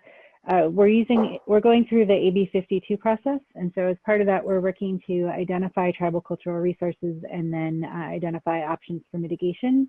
That said, the results of that, the specifics are confidential, but we will have reporting on the results in aggregate, not specifics, as part of the EIR.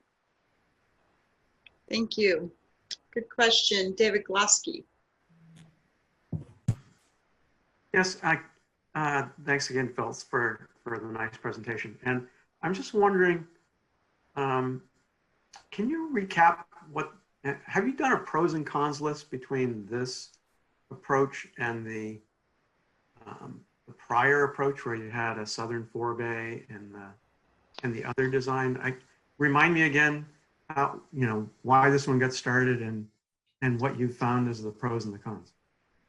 Carrie, So, you want to? Well, we have, and we have shown some of the pros and cons at past SEC. So I can quickly, basically, David, the pros are a smaller footprint, in that we don't have to, build a 900-acre forebay.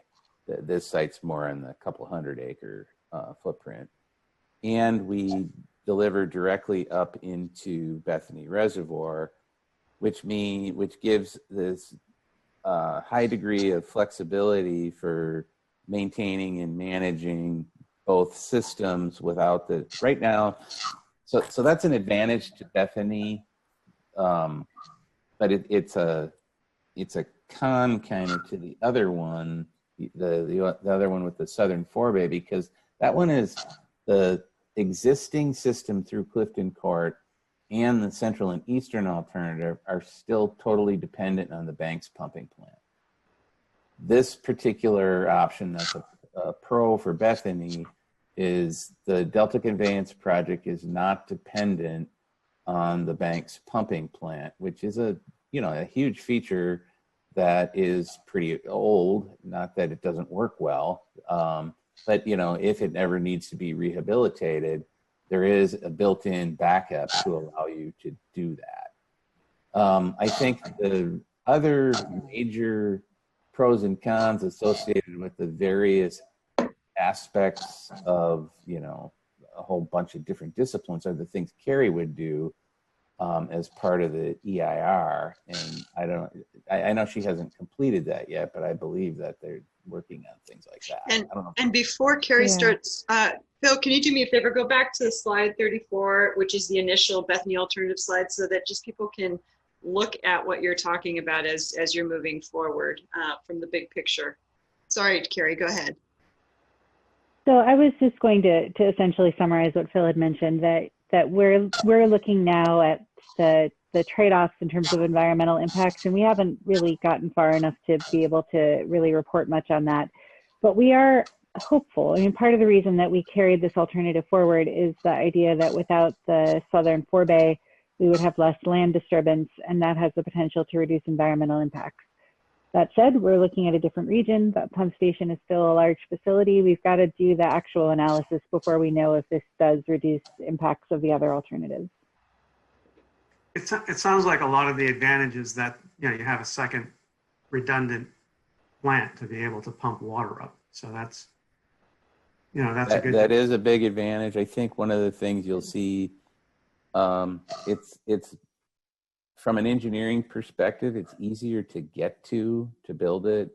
So we don't have to build rail and things like that we did for, even though it's very close, it's markedly different in access. And Don will be showing you that in a few minutes. I still think, you know, it's great for the redundancy. That's what I was thinking about. But it would also be good to have the redundancies such that in the future you could use through the Delta conveyance and that new pumping station as well. Like right now, you can only use the new pumping station with your tunnel.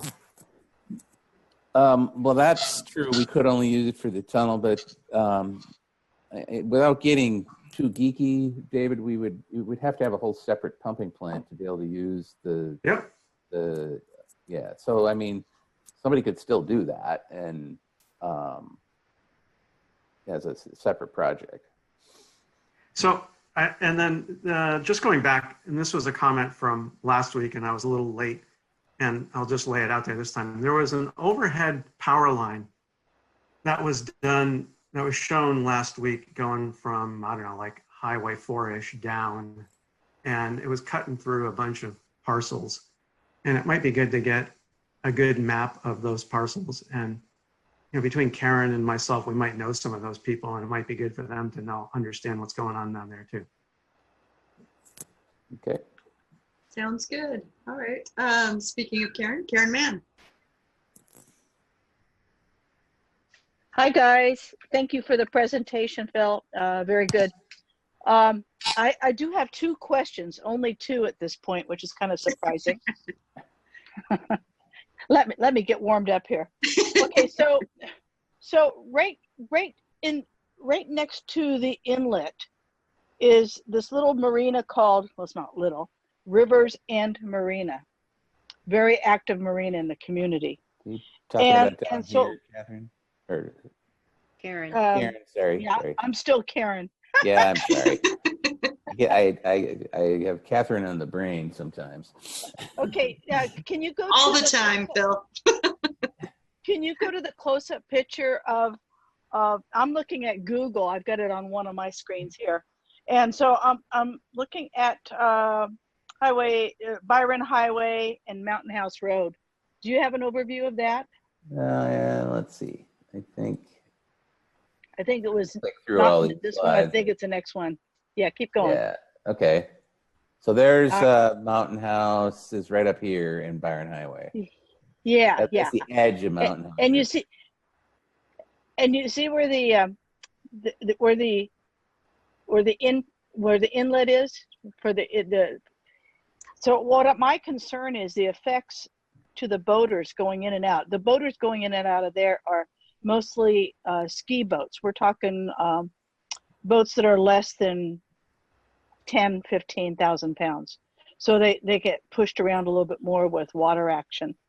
So my concern is the water flow due to the increase of the intakes when the water's pumping into the Bethany Aqueduct at the same time as the Delta Mendota Canal.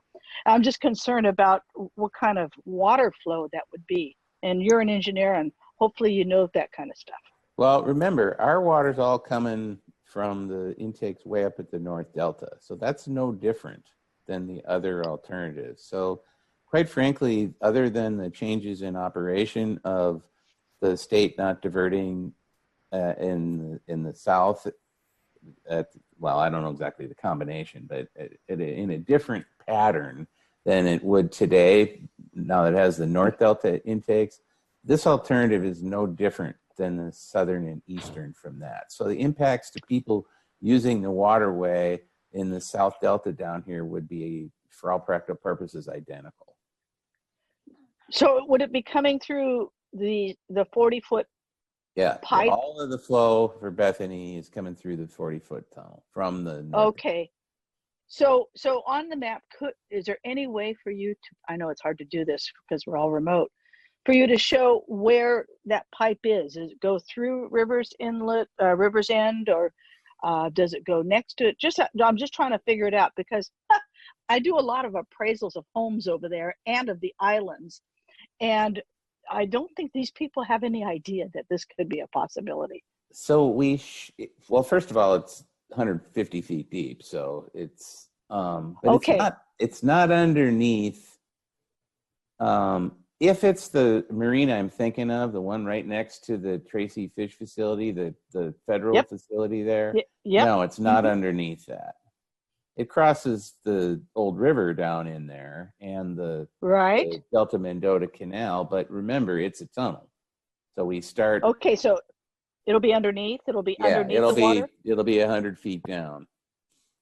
Got it. Okay, I remembered the last time we talked about the Bethany Complex, there was discussion of having some of these above ground that would save a ton of money, and so I wasn't sure if that was the case here or if it was going to go in the river or what. So thank you for that clarification. The flow into the system is the same as the others.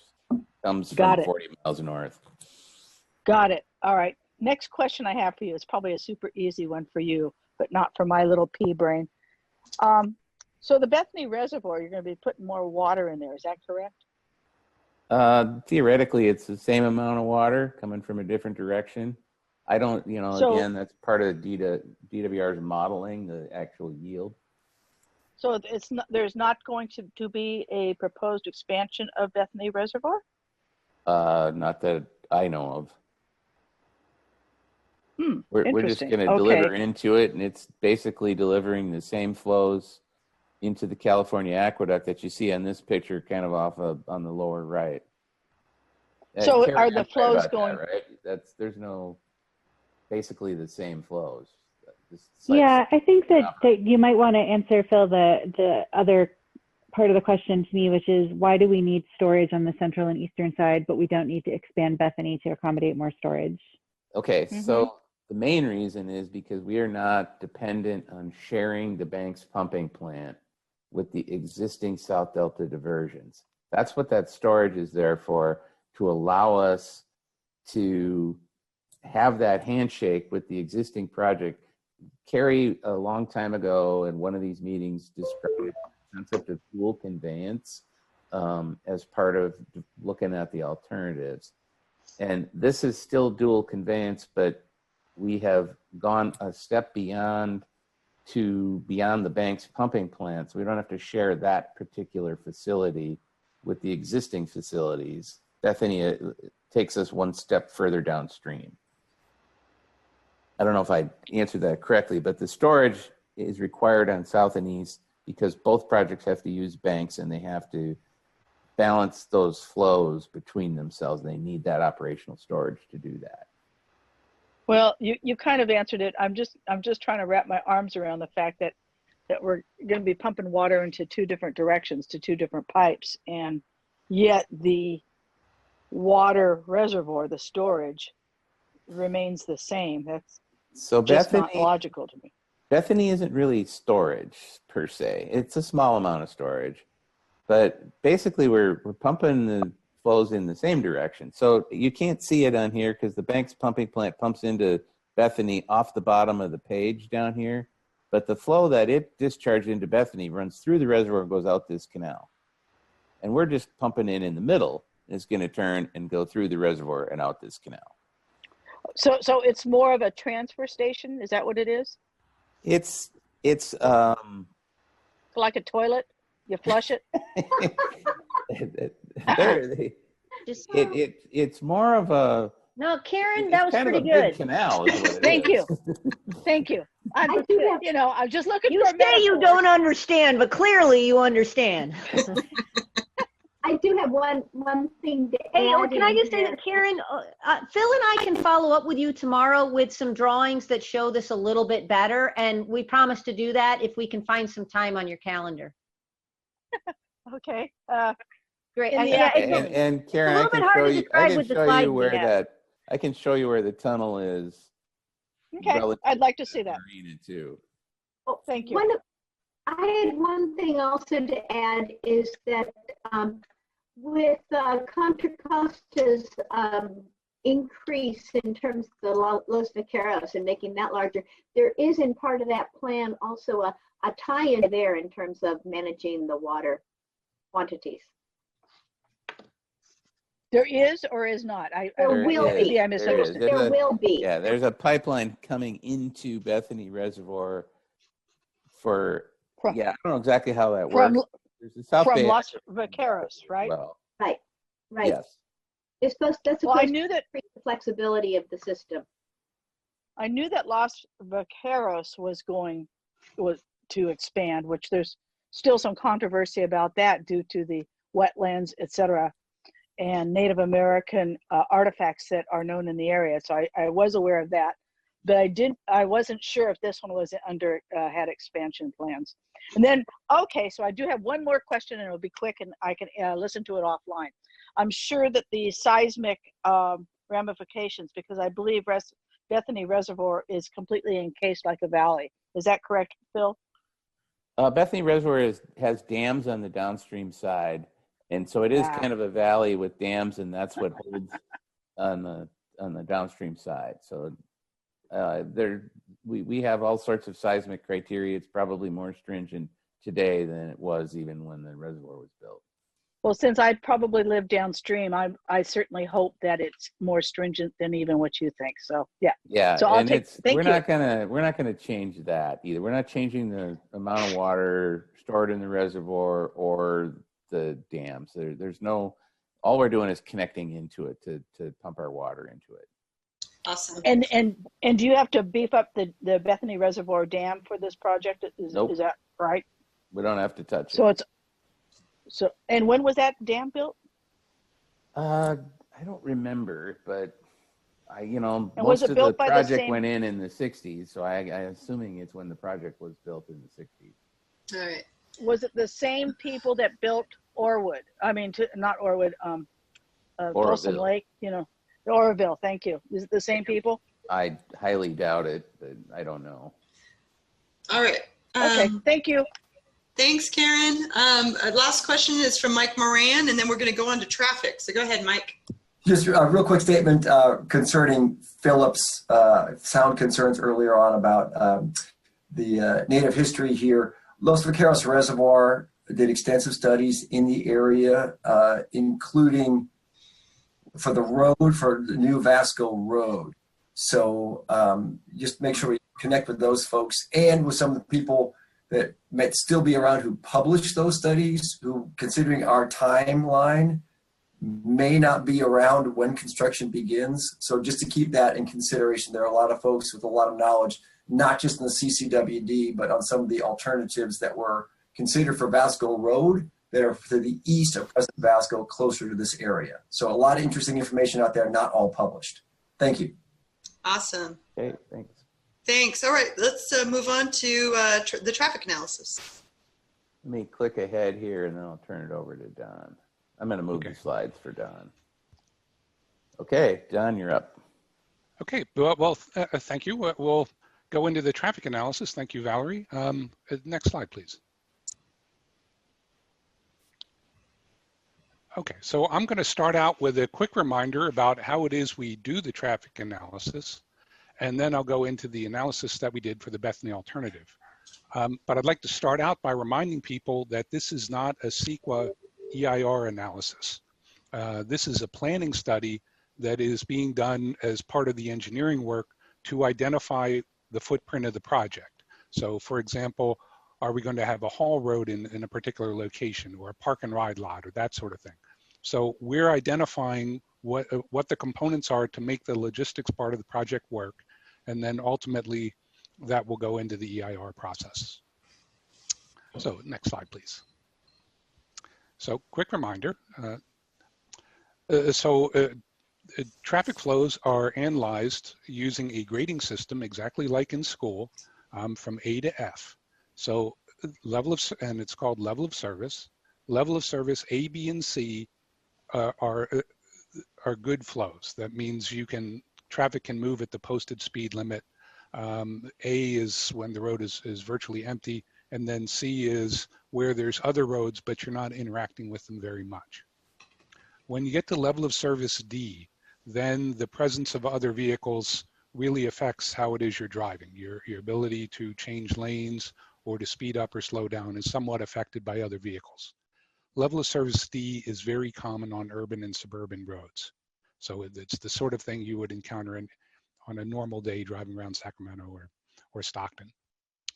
Level of service E is when the traffic volume is very close to capacity. At that point, there is a considerable amount of interaction with other vehicles, and flow is very unstable. So for example, on an arterial road, you might be going along at 45 miles an hour, and then somebody pulls out from a driveway on the side, and suddenly everybody has to slow down to 15 miles an hour. And then it speeds up again on the next block and slows down at the following block. So it's very unstable. And when you get to level of service F, those are stop and go conditions. The speeds are very low and the demand exceeds the capacity, so there's often queuing and things like that. Next slide, please. So most of the counties in the Central Valley have a level of service target of D, and this includes Sacramento County and San Joaquin County. So the target is to get level of service D, but already under existing conditions, that's not being achieved. So on the left, you can see for freeways, and I'm highlighting the freeways that are of importance to this project. On I-5 and I-205, there are times of the day when the level of service is F during peak periods.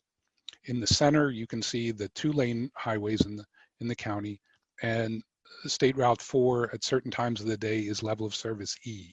So the target's D, but it's already worse than that. And then on the right are surface streets, the important major surface streets. And for us, the key one is Byron Highway. Byron Highway is level of service E during the middle of the day and level of service F during the peak periods.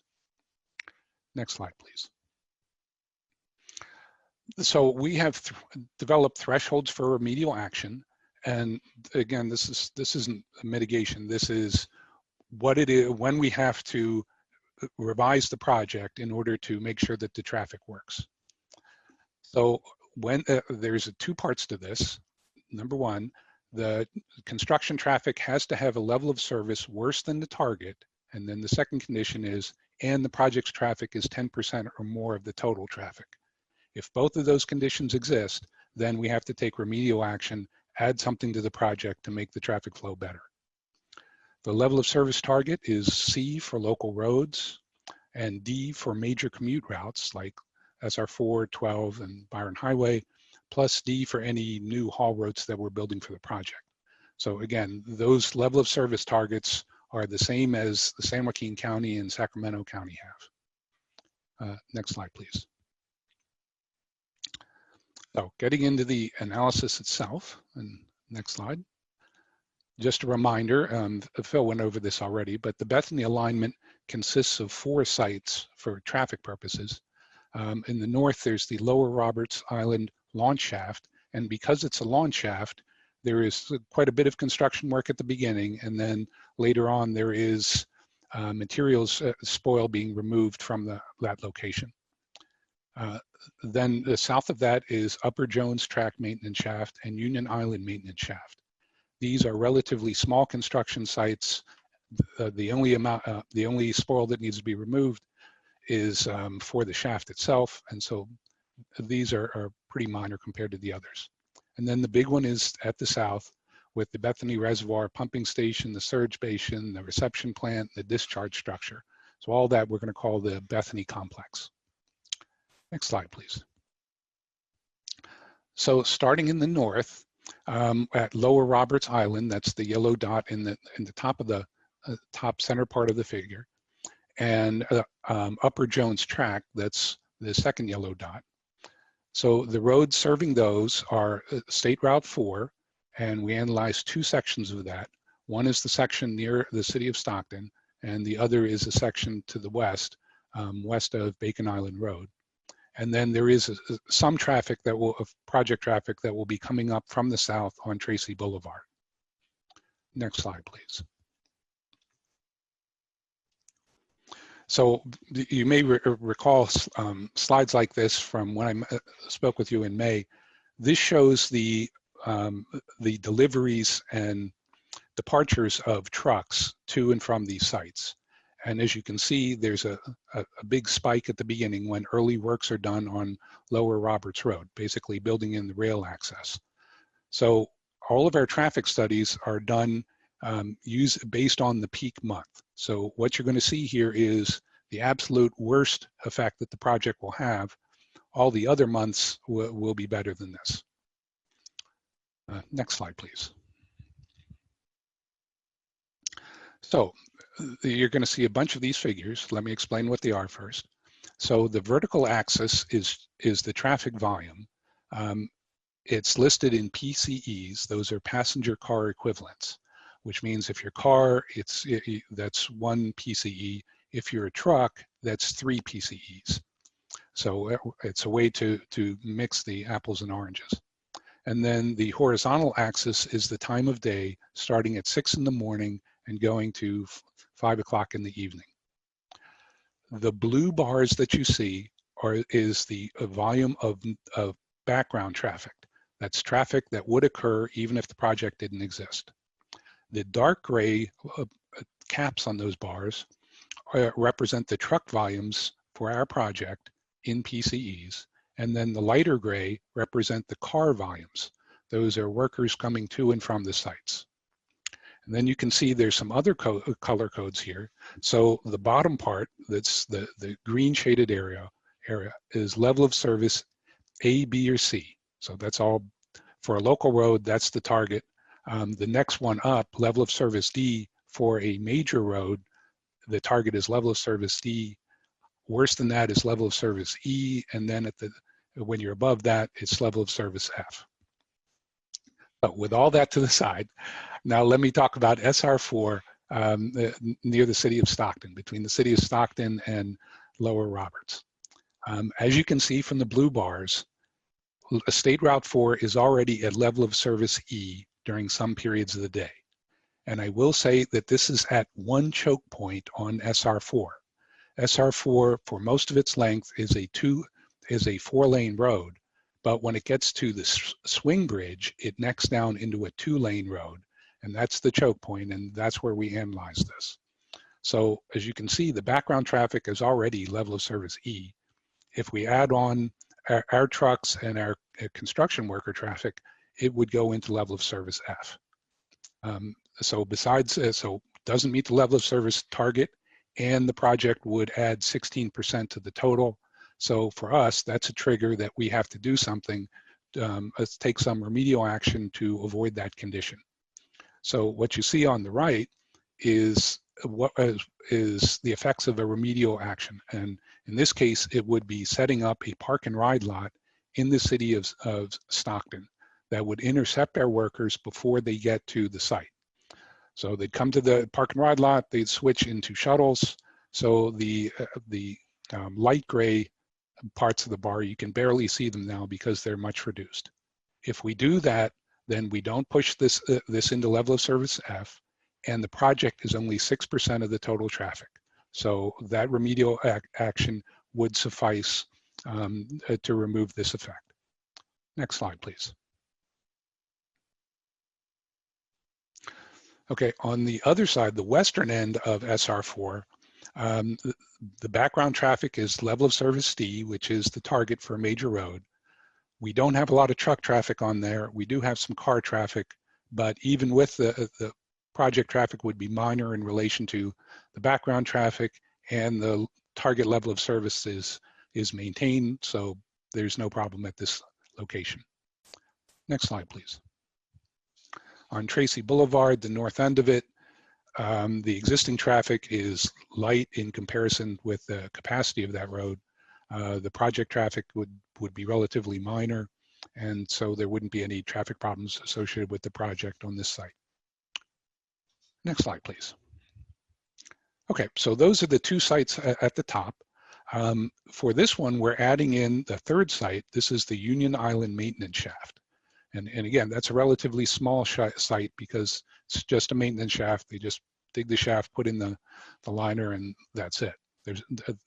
And so we've already talked about the upper red line. That was the previous slide. So now I'm going to talk about the red line south of Clifton Court. Next slide, please. So the peak month would be January in 2027, and that would be the early works that are going on.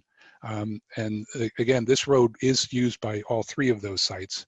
So there would be some work that affects it at Lower Roberts and Upper Jones. Next slide, please. And what we see here is for that section of Tracy Boulevard, again, the traffic is low compared to the capacity of the road. We would be adding a very noticeable addition to the background traffic, but nevertheless, even with the project traffic, the level of service would still be would probably be B, which is a very good level of service. So it meets the target even though we're adding a significant amount of traffic. Next slide, please. Okay, now this is the big one, and there's some complication here. So for the Bethany Complex, there are a number of different paths that our project traffic would take to reach those sites. So I'm going to start on the to the right, where our traffic would go on 205 and then go north on Mountain House Parkway up to Byron Highway, and then northwest to a new interchange at Lindeman Road. And I'll explain that in a few moments. And then from there, it would take a haul route into the site. So another route would be to go from 205, go up Mountain House Parkway, and then turn on Grant Line Road, go through a roundabout that I'll explain in a few moments, and then to reach Mountain House Road, and then go up through Mountain House Road, either to the Bethany Reservoir or to the shaft sites. And then the third route is from the west. You'd be coming on 580, getting off at Grant Line Road, and then through the roundabout and north on Mountain House Road. So there's three different routes, and you can see we're analyzing a whole bunch of different sections. But just talking about Byron Highway, when we spoke to you in May, we pointed out the dire conditions on Byron Highway. The traffic is quite congested for virtually the all daylight hours. And so it would be very difficult to add any additional traffic. But there is some developments there that would change that. And that's the fact that the developer of the northeast quadrant, that green area there, is widening Byron Highway from 2 lanes, 2-lane undivided, to 4-lane divided with turn pockets, which will be a very high capacity road. But they're only doing their frontage and a bit more. And so that's stopping around where that red line is. We're proposing to continue that expansion to 4 lanes with a raised median and turn pockets to the new Lindeman interchange. Now, the effect of that is going to be, for that 4-lane section, traffic conditions will be quite good. And the reason is that because there's a 2-lane section on both ends of it, that's going to meter the amount of traffic that reaches that 4-lane section. So, someone coming from the southeast on on 1 lane that's going to the northwest, it would be very crowded. Then when they reach that 4-lane section, it's going to widen out, and suddenly there's going to be a calm in the middle of the storm until if they were through traffic, they'd go on and hit another 2-lane section. But for that center section, there's going to be a lot of capacity, both for us and for background traffic, if we do that widening project. Next slide, please. So looking at the construction, as Phil was saying, there's a number of different things being built. There's the early works, there's the pumping plant and surge station, and then the aqueduct.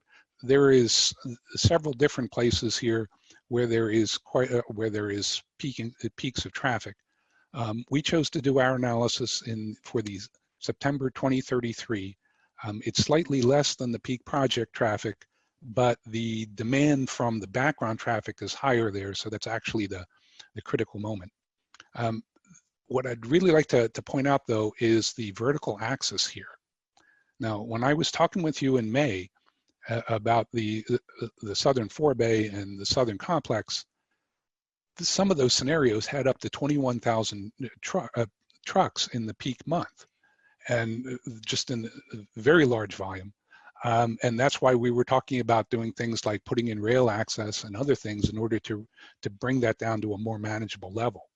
Well, for the Bethany complex, whatever other engineering characteristics it has, from a traffic point of view, it is a much smaller problem to solve because there is just much less stuff going to and from this site. Its peak month is only 6,000 compared to 21,000. So it's a much simpler traffic problem. Plus the fact that you have 3 different routes into it rather than just one, again, just really simplifies the traffic problem that we have to solve. Next slide, please. Okay, talking about in the previous slide, we had shown you that Byron Highway is being widened to 4 lanes divided. We were going to extend that that 4-lane section up through where Lindeman Road is, and then a little bit further where it would taper off and neck down again into 2 lanes. And we would do that in order to build the Lindeman Road interchange, which are the purple lines here. Now, what the interchange does is it allows project traffic to turn left. If they're going from the southwest, from the southeast, they can turn left into the project across the bridge. If they're exiting the project and need to turn to the northwest, they could exit that way, as is being shown by the cursor, and so they could turn left and they wouldn't disrupt traffic there. And the Lindeman interchange would be a leave behind. The orange road that you see is a haul road that would be used only by construction traffic. And so what the Lindeman Road interchange, in combination with that widening to 4 lanes, is really going to give a great deal more capacity for that section of Byron Highway, and will allow our project traffic to use it without any problems. Next slide, please. Okay, now at the southeast part of the study area, you can see on the figure to the left, that's I-580 and the bottom. This is where Mountain House Road and West Grant Line Road meet. Right now, there is a stop-controlled intersection. There, it's the stop sign. A lot of people use West Grant Line Road as to bypass congestion on the 205 and sorry, the 580 and the 205. And so this road gets a lot of traffic, and because that stop-controlled intersection, there is queuing and stuff at certain times of the day. What we are proposing to do is to get rid of that stop-controlled intersection, get rid of the left turns that make the stop sign necessary, and replace it with a roundabout. And what the roundabout will do is it will allow the construction traffic that's heading towards our project sites, those are the green arrows, to go from West Grant Line Road to Mountain House without affecting this community. None of our truck traffic would be going through this community on Mountain House Road. Project traffic coming away from the sites would be using the pink arrows, and again, they would not be passing through that hamlet. And because the stop sign is being removed in a lot of ways for a lot of the users of this road, this will function better than what you now have. Next slide, please. The other change in the road network that we're proposing is a bypass of Mountain House School. And as you can see from the picture on the left, Mountain House School, there isn't a lot of parking there. The school is very close to the road. Having a lot of truck traffic going through here at a time when children might be crossing the road, being dropped off, or parents pulling in or out of that small parking lot creates a safety issue. And so what we're proposing to do is to create a new haul road that would allow us to bypass, Phil, if you could show that, a new haul road that would allow us to bypass Mountain House School. Now, existing traffic could continue to use Mountain House Road, but our traffic would not. Our traffic would go around it on that bypass. Next slide, please. Okay, so on the left, you see Byron Highway between Lindeman Road and Mountain House Parkway if we didn't widen it. So part of it would be widened by the developer of that community, but there would be a 2-lane section left. And if we left it that way, what we'd find is that Byron Highway is level of service F during the peak hours and level of service E in the middle of the day. And our project traffic added on that would be a real problem. Not only would our project traffic affect the existing users, but the existing users would make it hard for us to maintain schedule and reliability in deliveries to our project. So on the right, you can see the effect of widening. Now, what you've got is the traffic didn't change, but the capacity of the road changed dramatically. And so once you go from a 2-lane road to a 4-lane road, especially if it's divided and you've got turn pockets so that turning traffic can get out of the way and things, the capacity is just much larger, and you would get a very good level of service at all hours of the day, even with project traffic. Next slide, please. So we'll talk about Mountain House Parkway between the 205 and West Grant Line Road. The level of service now is quite good. It's level of service B. Even with the project traffic, which would be a relatively small component of the overall traffic, you would continue to have a good level of service, so nothing is needed there. Next slide, please. On Mountain House Parkway, this is the north end of it between Byron and Arnaudo. Again, the level of service is quite good. The existing, the project traffic, there isn't a lot of truck traffic, there is some. And the worker traffic would, even with that, would not have any problem. There would be level of service B at all times of the day. Next slide, please. Okay, West Grant Line Road. This is the eastern section of it between that roundabout and between Mountain House Parkway and Mountain House Road. So that's between the roundabout and Mountain House Parkway. And what you can see is that road gets a lot of traffic, especially during peak hours when people are using it to bypass the freeway. Nevertheless, the level of service it meets the target, even with project traffic, which would be relatively minor. Next slide, please. Okay. The other side of West Grant Line, that's between 580 and Mountain House Road. So if you were getting off the Grant Line Road interchange and then going to the roundabout, you can see in this case, we're adding quite a bit more traffic to that section. But nevertheless, it would be level of service C or better, even with the addition of the project traffic. And again, with that roundabout, we think that you may have some better operations than you got with stop control. Next slide, please. And then finally, Mountain House Road between Bethany Reservoir and West Grant Line. So this is going from that roundabout up towards the school. There's not a lot of traffic on that road now. The project traffic would certainly be a noticeable addition to the existing traffic. Nevertheless, even with the project traffic, it would be a level of service C or better, which meets the target at all hours of the day. Next slide, please. So my traffic conclusions for the Bethany alternative is that the project would worsen traffic operations to unacceptable levels at 2 locations. The first is the SR4. It's already near capacity at the swing bridge. That's where the little 2-lane section of it. And project traffic would push that to level of service F. And so the solution to that is to capture the workers in a park and ride lot in Stockton so that we're not putting so much traffic on, and then it won't get to level of service F.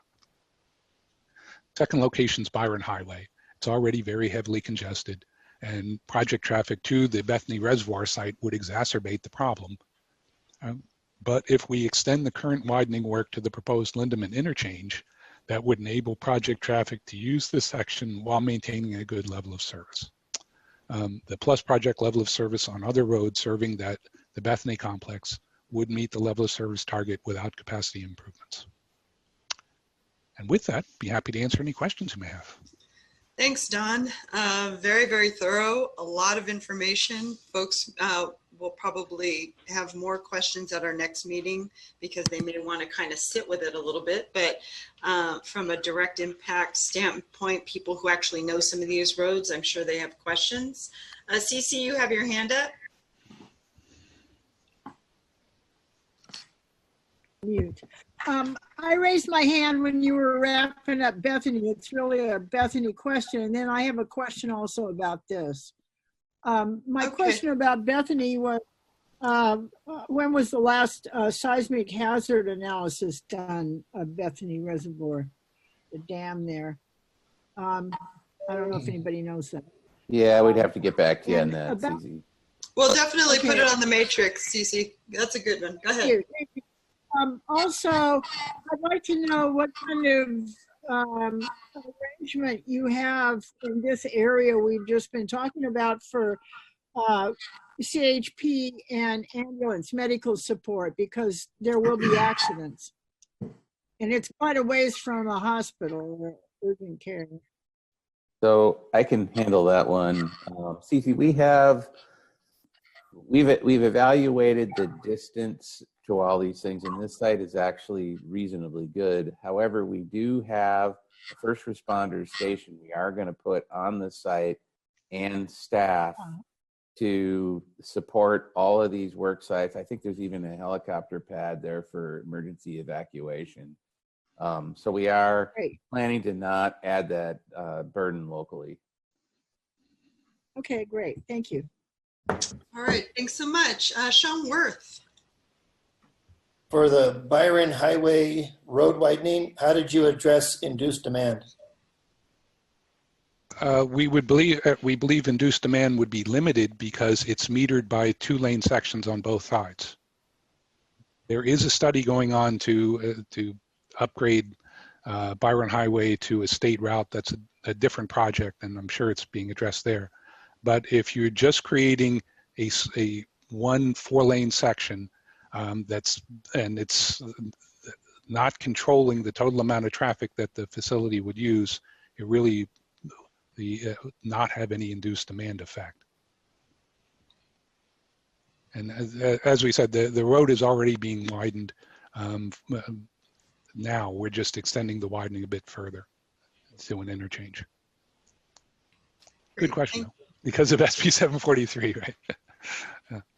Awesome. All right. Thank you. Mike Moran. Hey, Don, that was great. Thanks so much. I may have missed this early on the presentation, but it seems like the assumption is that the bulk of the traffic, worker traffic, will be coming from Stockton. Is that a correct assumption? Making a correct assumption? No, there may be traffic that's going to the northern site. That's the Lower Roberts launch shaft. That would be coming from the Stockton, from I-5, whether it's from Sacramento or Stockton or someplace. And so we'd be trying to capture them there. For the south side, we would expect a fair amount of traffic of workers to be coming from the Bay Area. Okay, okay, great. Thanks so much. Mm-hmm. Thank you. Barbara Berrigan-Perea. When I was listening to the increase in traffic around Mountain House, it's just a note for Carrie to be mindful and look at air quality impacts to that community also, please. Thank you. Thanks. Thank you. And Ms. Anna Swenson. Thank you. So it's my understanding that the governor wants us to go all electric vehicles probably in the lifetime of the building of this project. So is that your intention, is to create and utilize all electric vehicles for this? I'm really worried about the air quality in the Stockton area and in Mountain House. And then my second question is, can you please describe to us the outreach that you've done to the Mountain House community regarding your plans to, install these roundabouts and to do this widening and to all of these interchange? I'm really worried that this is just another Delta community that has no idea what is being planned for it, and that this will come as a surprise for them. So I'm really eager to hear about your outreach strategy. Thank you. Okay, let me address the first one first. I was an early adopter of hybrid vehicles, and then when EVs came along, I got a Nissan Leaf, so I'm a true believer. For the worker vehicles, we don't have any control over that, but when it gets to a shuttle, then it's possible that we could use EVs. And Phil might want to speak to more about that. I'm not making that a commitment, but the fact that the shuttle vehicles would be under our control gives us an option that we wouldn't have. I think Carrie has something to say about this. Hey, Carrie. Yeah, we talked about this a little bit last month as well. So we are looking for the vehicles that are controlled by the DCA. So employee shuttles, construction equipment, construction vehicles, on-site vehicles. Wherever there is an existing example of an electric vehicle or a low emissions vehicle, we are going to incorporate use of that as a project requirement and part of the analysis. But we're not looking at it, hopefully, we're not trying to incorporate equipment that we think will be in place when the construction effort starts, because that it could look like we're trying to underestimate effects by incorporating equipment that we hope will be there but isn't yet there. So we're sort of walking this line in terms of what we can require. So the sorry, go ahead, Val. I was just going to say, so the sequence, what you're saying is sequel analysis is actually going to be based on standard diesel and gas powered cars. Yes, no? No. I mean, what I'm saying is that where there are examples where there is construction equipment or vehicles that are electric now or have cleaner engines, and where that is possible now, we are incorporating it. Okay, but where technology hasn't really caught up with where everyone wants to be, that's still where Right. So Governor Newsom has set standards and objectives, and until we see that equipment coming off the line, we're not going to incorporate it into our analysis, because that would make it look like our emissions are lower, and it could not fully capture the range of effects that we could experience. Terrific. And with regard to outreach, there's a timing issue, correct? Well, Nasli, I think, was going to talk about that. She has been reaching out to Mountain House. Yeah, Anna, as soon as the Bethany Alternative came online, I started reaching out to the Mountain House leadership. They basically have a supervisor as well as a board. And then finally heard back, they were doing their own research. They said I had reached out over and over. We had a meeting with the supervisor, Mr. Stephen Pinkerton, and his staff, not to the full board. They have monthly board meetings, but we had Phil take them through the project as it was thus far. This was a couple weeks ago. Let them know that this was all going to be daylighted here, and invited them to take part, and then also said we'd be happy to take this information and show it to their board. Politically, there's been what I just found out, some changes within the county and that area specifically election-wise. So it looks like there's going to be some switchover in terms of elected officials. So once that kind of gets settled in come January, then we'll be reaching out to the new electeds as well to keep them informed. But we said to the folks, because it's a small community and they have a board that sort of where kind of they deal with all their issues and whatnot. So we sort of took that as the first route of outreach insofar as reaching folks and making sure they understood what the project is and how it could impact them. Right. And if so there's Natalie, will there be any land that's taken or that will either have to find a willing seller or need to be taken by eminent domain? Is that also part of the, because I mean, obviously you're gonna have to like widen roadways and whatnot. So is that a possibility for those folks too? I'm not sure, not certainly for the preliminary sort of discussion with them. I know that that's something that you bring up a lot, and I know that you're curious about it. It is, there's a process, right, for all of this stuff. I don't think for anyone involved, you want to go, you want to find folks who are willing and able when it comes to land acquisition or anything like that. But that's kind of, as you said, there's no project yet. So that's a conversation that kind of comes after. But I think that the best thing we can do is sort of let folks know what the process is and get them involved. To your point, for folks who have not been on any of the footprints, I think they sort of know what's going on. Obviously probably have some thoughts on it, but probably weren't coming to SEC meetings because they didn't think it would have direct construction impact on them.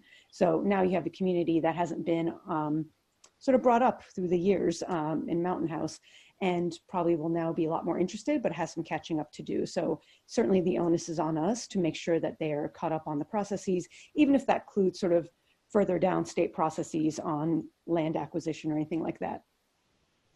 Okay, and then Natalie, would you consider bringing on a representative onto the SEC from Mountain House like we did with Hood, so that we make sure that there's at least, you know, someone that is part of the process? And idea. You know, what I know about Hood is that regardless of which alternative, Hood's going to be affected, right? Because of the intakes. I have to sort of speak with Carrie and company with respect to Mountain House, and partially because once we sort of, with respect to the future of the SEC, we're trying to get a certain, we're trying to get information out, and there's certain roles we play, and once Bethany's over, a lot of that information is kind of done, and we're talking about that in the next few months, right? So we could bring someone on, we could speak to them about having someone come join informally, but I'm always open to that, and you're right, it's gonna have a significant construction impact, so I think it's worth discussing. I don't wanna say yes or no yet without having more discussions, but I think it's worth discussing. Okay, thank you very much. Of course. Thanks, Anna. Thanks, Natalie. Karen, you have your hand up. I'll also note that we do have someone's hand up in the attendees area, and public comment comes in a little bit. So Karen, go ahead, and hi, a little later on we'll get to public comment. So Karen, go ahead. Sorry about that. Thank you for letting me talk for just a second. I had to step away so I could order food for my family. So sorry about that. The state route for the swing bridge, that is my least favorite bridge on Highway 4. And I think that there'd be many that would echo that, and especially truck drivers of diesel rigs. One diesel truck can go across that bridge at a time, and traffic has to wait for it. So I don't know what you're looking at as far as truck traffic, but I just want to make sure that we're all on the same page regarding the swing bridge on State Route 4. Hello? Yes, we are routing some truck traffic on State Route 4 on the swing bridge to get to Lower Roberts. Not the same bridge she's talking about, Don. Oh, not the swing bridge? Not the one over in Stockton. She's talking about the one on Victoria Island. Yeah. There's no plans. That's why we were showing coming up South Tracy Boulevard. Oh, got it. Okay. And then the Byron Highway. So and I may have missed that slide. I hope I didn't. If I did, I apologize. The traffic would come in from Stockton, go all the way to Byron Highway, go south on Byron Highway to the construction site. Is that correct? Can we go back a few slides and let's? Sorry, Mr. Howard. It's not a problem at all. My neighborhood, I like this stuff. Okay, a couple more. I know the roads really well. One more. There you go. Okay, cool. Okay, so you can see the orange arrows are there, are the 3 routes. So there's one route that's coming up from the south on Mountain House Parkway to Byron Highway, and then over to the new Lindeman interchange. Right. Okay, so I think that's the one you're talking about, and then from Lindeman interchange it goes on to some haul roads. Those are just for construction traffic. What about the traffic coming in from Stockton? How are they getting here? Well, that's how they would get there. They would be coming in on the 205 and then go Oh, up. I see. Oh, they'd come in on the 205. Yeah. Right, because I don't think anybody is. We'll tell them to do it, but they're going to self-select anyway, because I don't think anyone's going to want to go on that 2-lane section of Byron Highway if they have an alternate route. I concur. So that it'll be the Mountain House Parkway. Are you widening that as well? There are different projects that are widening it.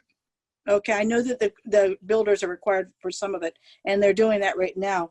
Yes. And then the roundabout that you were talking about for, yes, right over there, Mountain House Road, right where that little biker bar is. Yes. Okay, I knew you'd know where the biker bar is. Well, that's what we're routing around. Yeah. Whether they should be afraid of us or we should be afraid of them, I don't. I'm just going to say yes. Anyway, so here's what you should be aware of from Brentwood and Discovery Bay and Byron. The traffic that does not want to deal with Vasco Road, that's their route. That is the preferred route. And most of us prefer to take that road. There's less CHP traffic, but you didn't hear me say that. On that route, and it's more direct. So I can see why you're going to go around the school. That makes perfect sense. The roundabout can handle heavier traffic. Is that right? Yes, it can. Roundabouts have a number of advantages, especially for trucks. If trucks are not very nimble, the worst part about a truck is decelerating and stopping and then accelerating and starting. It's a pain in the butt for the drivers, but also that's when a lot of emissions come out because the vehicle isn't operating as efficiently. And so roundabouts work really well for trucks. And you know, last decade or so, there's a number of truck stops that replaced stop signs with roundabouts just because the truck drivers really prefer them. Right, and there's one on Byron Road too, as a matter of fact. Yes. So that traffic area is going to be very interesting, especially the Mountain House Parkway, where the roundabout's going to be. That passes the biker bar. The one that passes by the school, that is a heavily traversed route, especially when Vasco shut down due to an accident. This is the alternative route. I was surprised at how much traffic is there. There's very few traffic generators other than that bar. There's the utilities and things at the top. There's not a lot of traffic generators compared to the amount of traffic. So clearly, it's through traffic coming from somewhere. My observations agree with yours. East Contra Costa County has developed over the years. There's a lot of us that live here, so that's why. Okay, well, thank you for answering my questions. Sure thing. Okay, I'm going to note one quick issue before we move on. I see Douglas has his hand. Actually, Douglas, go ahead, and I'll address the other issue after. Go ahead, Douglas. I just have a housekeeping question. Well, all the time when Dawn is making the presentation, I have my Brady Bunch box is live, but my whole screen is frozen at the Bethany Complex, the pumping plant. Does anybody have the same problem, or just me? I don't. Okay, just me then. Never mind. Anyway, I was using the other computer to look at all the slides, so that's fine. All right, that's all. Sorry, Douglas. That's okay. I have my means to remedial means. Thank you. Thanks, Douglas. All right. We have an interesting dynamic. I'll just, again, it's the SEC meeting and we're all family, so I'm going to toss it out there. We have a gentleman who's in the attendees, so he's not on the SEC. However, I'm being told that he is the traffic expert for hold on, just for one of the communities that we were just addressing. Well, Community Development Director for Mountain House. That's it. Thank you. I'm multitasking. Multitasking. My apologies. So our norm in these meetings is that public comment and outside comment are typically requested by 4 o'clock. We're having a conversation. I'm having a conversation with the lawyer, Josh. I'm going to ask you the question. Just in terms of the norms of the meeting, we typically, the rule, right, is that people need to put their request in by 4 o'clock, correct? Yes, and we need to make sure we're applying whatever rules we're applying equally to all participants in the meeting. Okay, and so frustratingly, while we would love to have Mr. Najad speak, unfortunately because of the rule we can't do that. That said, I think the hope would that you would send an email, and obviously since Nasli knows you, Nasli, you want to speak to the fact that there have been discussions already, and perhaps we can continue to have those meetings. Yeah, I don't know Mr. Najat, but I've spoken again to the leadership at Mountain House and invited them all to attend. So would like to make sure that, and probably should have done a better job of making sure they understood when to submit questions or comments, but we'll do a better job of making sure the folks understand that to actually speak at the SEC, you need to actually submit a public comment. Right. So my apologies. When we get to public comment, unfortunately, I had said that we would be able to take you. We cannot, but definitely in future meetings, we'll figure out what that process is so that you can put your name in and perhaps provide comment, and Nasli will continue to work with you. So thank you so much for attending. Honestly, first and foremost, thank you so much for attending. I certainly don't want to be disrespectful on any level. We're just trying to maintain the norms of the meeting and of the SEC, and we look forward to hearing from you both via email now and in the future as we move forward. So with that, we'll beat up Josh later. Anna Swenson, you have your hand up. Oh, and Douglas was going to speak. Douglas already did. Anna, go ahead. I think we should let him speak. It is during a global pandemic. It's extremely hard to keep track of this stuff and make sure you get in your name by 4 o'clock. If it was a regular public meeting, he would be able to turn in a comment card and speak. And the idea that he's attending this meeting, he's just sat through 2 hours and 56 minutes of us all talking about an area that he lives. I personally would love to hear what he has to say. I think the other SEC members would love to hear what he has to say. And I think it's morally wrong to shut him down and say, oh, you didn't turn in your email by 4 o'clock.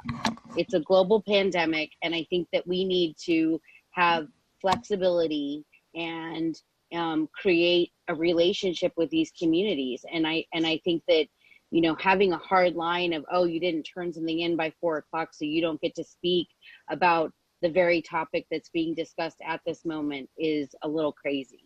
So I formally object to him being blocked from speaking, and I think that we should give the guy 3 minutes and allow him to say whatever he needs to say about the community that we're sitting here looking at maps and discussing, you know, major construction impacts and you know, noise, air. I really would like to hear what the man has to say. Thanks so much. You know, I've kicked it to Josh. We've all been, I've been beating up on Josh about this, and unfortunately, I don't disagree with you. Frankly, Anna, I think we're all on the same page, and I'm sure that Mr. Najad appreciates the comment, but I think we're going to move on. Yes, Nasli. Actually wants to speak.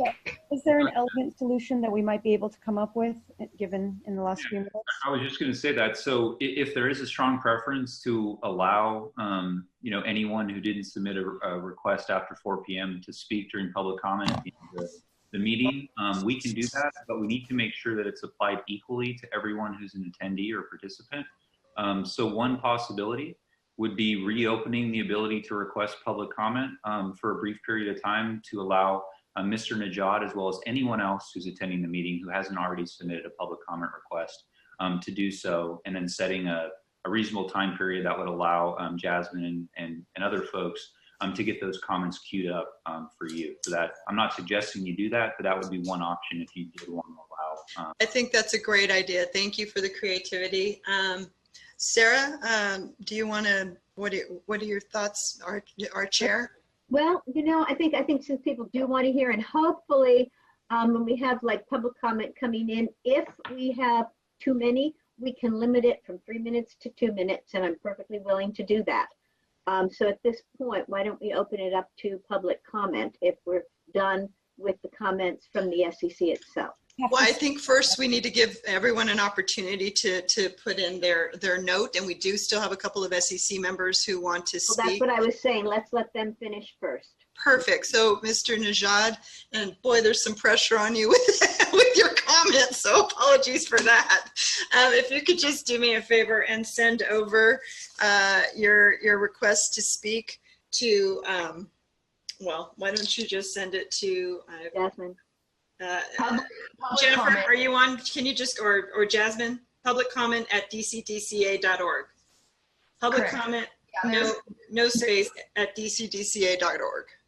Correct. Yes, just send an email to that. We will catch that quickly. Thank you, and no pressure, Mr. Najad. Okay. I very much appreciate that. Thank you. Okay, guys, let's move on because it is getting late, and so yes. What I'd have us do is get to the rest of the SEC board members who have something to say. Please be as concise as you can, and let's continue with that. Perfect, and we have just two hands up, Karen Mann and Jim Cox. Karen, go ahead. Please let him speak, even if he's a temporary SEC member. I think it's vital to the project. He's coming in. Karen, we are going to do that. We are going to do that. So what we're going to do is now just continue with the public comment on this last item, and then we will open up the public comment to everyone who might put in up for a public comment. So let's continue on with this item. Awesome. All right. And now, I do believe we're going to public comment. Actually, we have 5C before public comment, just the slide that's up right now. What is 5C? Oh, we sure do. SEC questions on the November 5th meeting. Let's do that first. Perfect. All right. Are there any questions, comments? We do this at every meeting. It's a little retrospective of what we discussed at the last meeting, because a lot of times it's a pretty heavy lift, a lot of the information that's coming in. And so sometimes people want to have an opportunity to kind of, you know, really research and study the materials. So are there any questions or comments? There are not. It is 6 o'clock, so you know, I'm being mindful of time. So with that, let's move on to public comment. There we go. Let's move on to that. Thank you, Chair. All right, and our first comment is coming from OSHA Meserve. OSHA, you have 3 minutes. OSHA?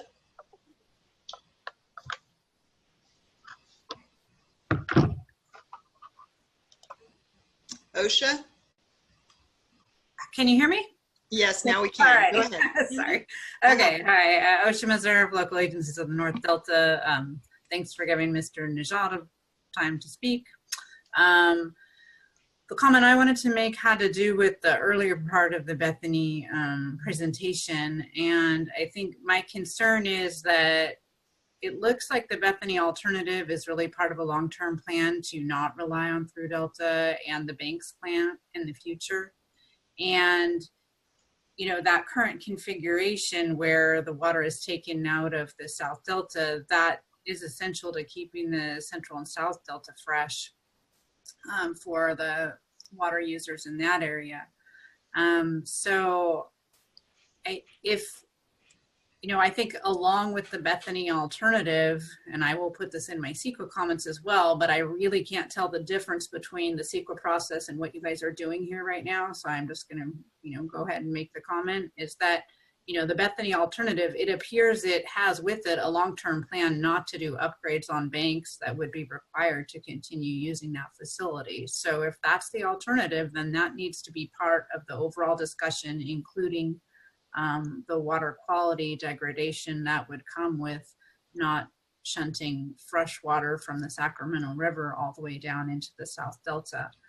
And I really think it's important that DWR be transparent on this issue and not try to hide the ball and spring on us later after, say if a Bethany facility alternative was built, and then, a few years after that, and now we're, moving away from pumping out of the South Delta. That's called piecemealing, and it's hard to enforce, but it's an important concept in CEQA that we need to, and for all of us, whether it's the stakeholder or the community impacts or whatever you want to call it, the impacts of the project, we need to know what the whole project is. And if that includes not using banks anymore and not doing the upgrades that would be needed to keep that facility going, then that needs to be described, analyzed, mitigated in all the different forms that are required. Thanks. Awesome. All right, Mr. Najad, please come in and unmute yourself. You have 3 minutes. We actually have not received public comment yet from him. We have received one from Deirdre, though, if we'd like to speak to her. Sure, Deirdre, go ahead. Deirdre did Hardeen.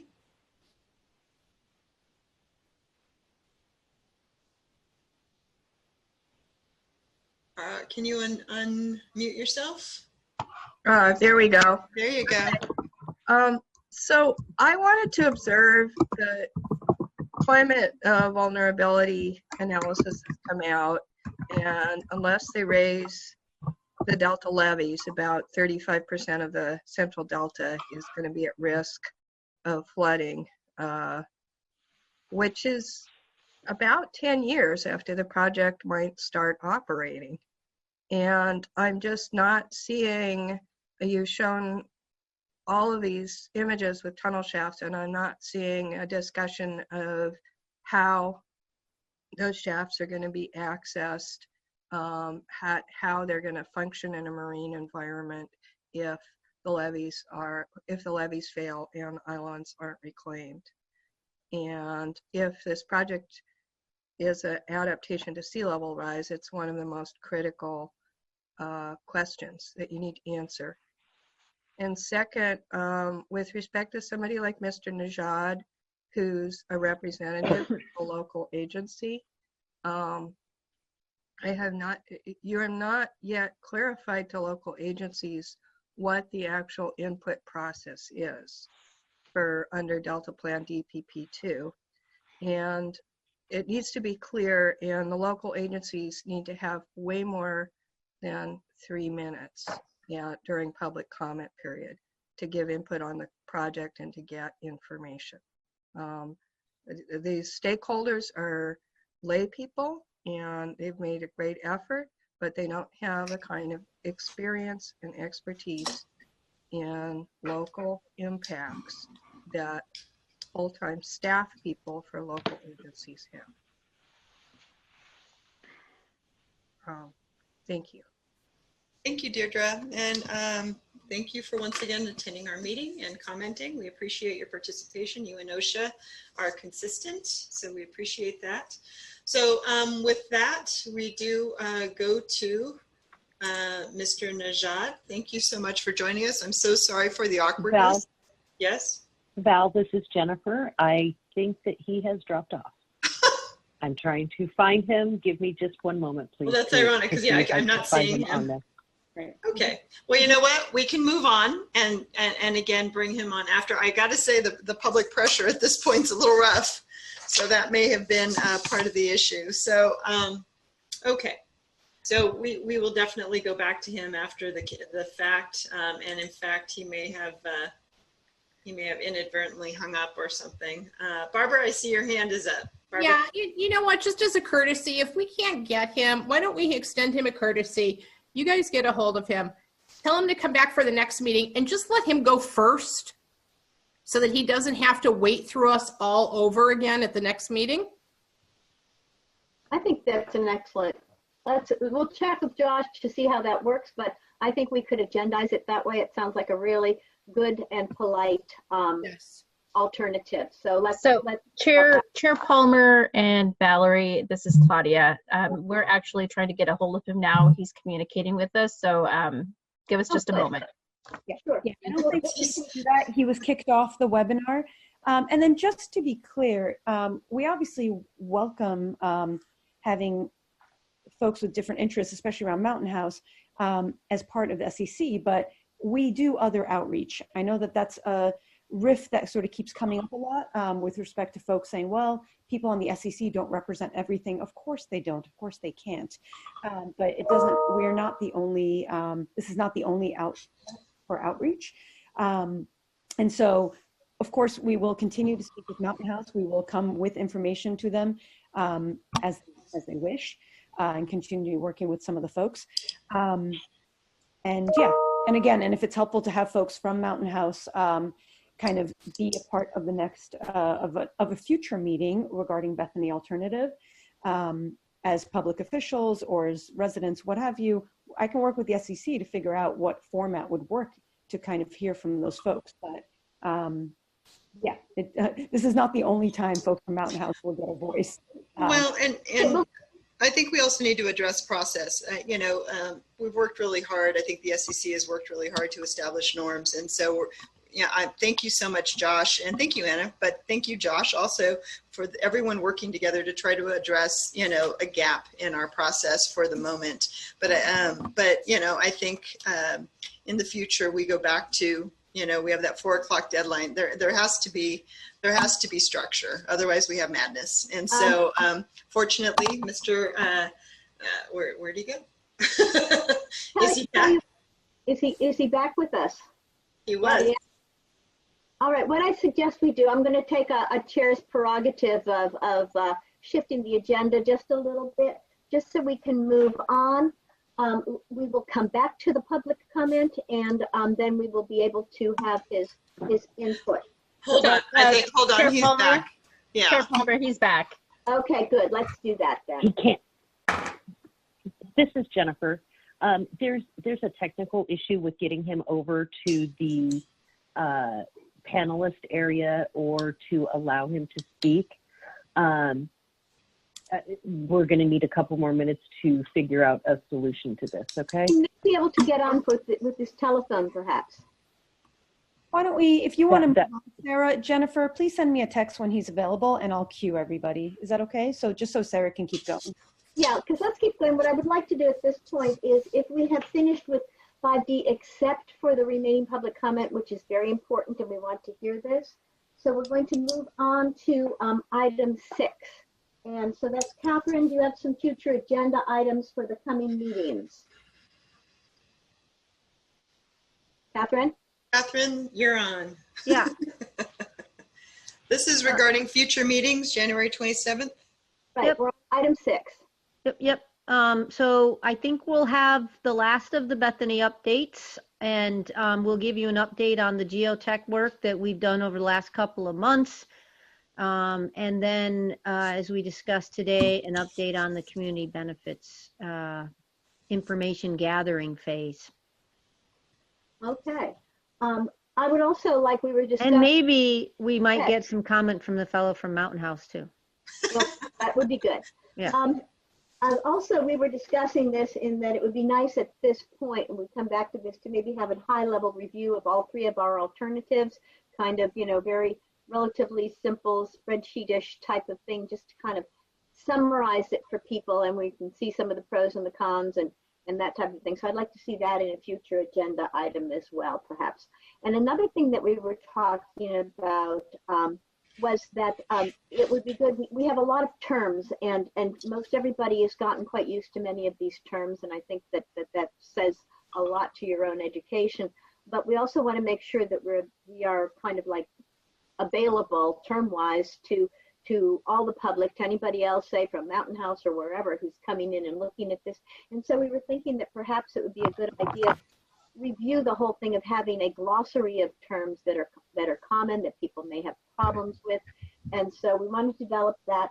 And also, if anybody has any suggestions, just please email us, not during a meeting, but, just say, hey, could you make sure that this term and that term is defined, just so we can make sure we're all on the same page in terms of the language. Sometimes there are certain things that mean one thing in terms of everyday language and mean another if you're talking about it in legalese.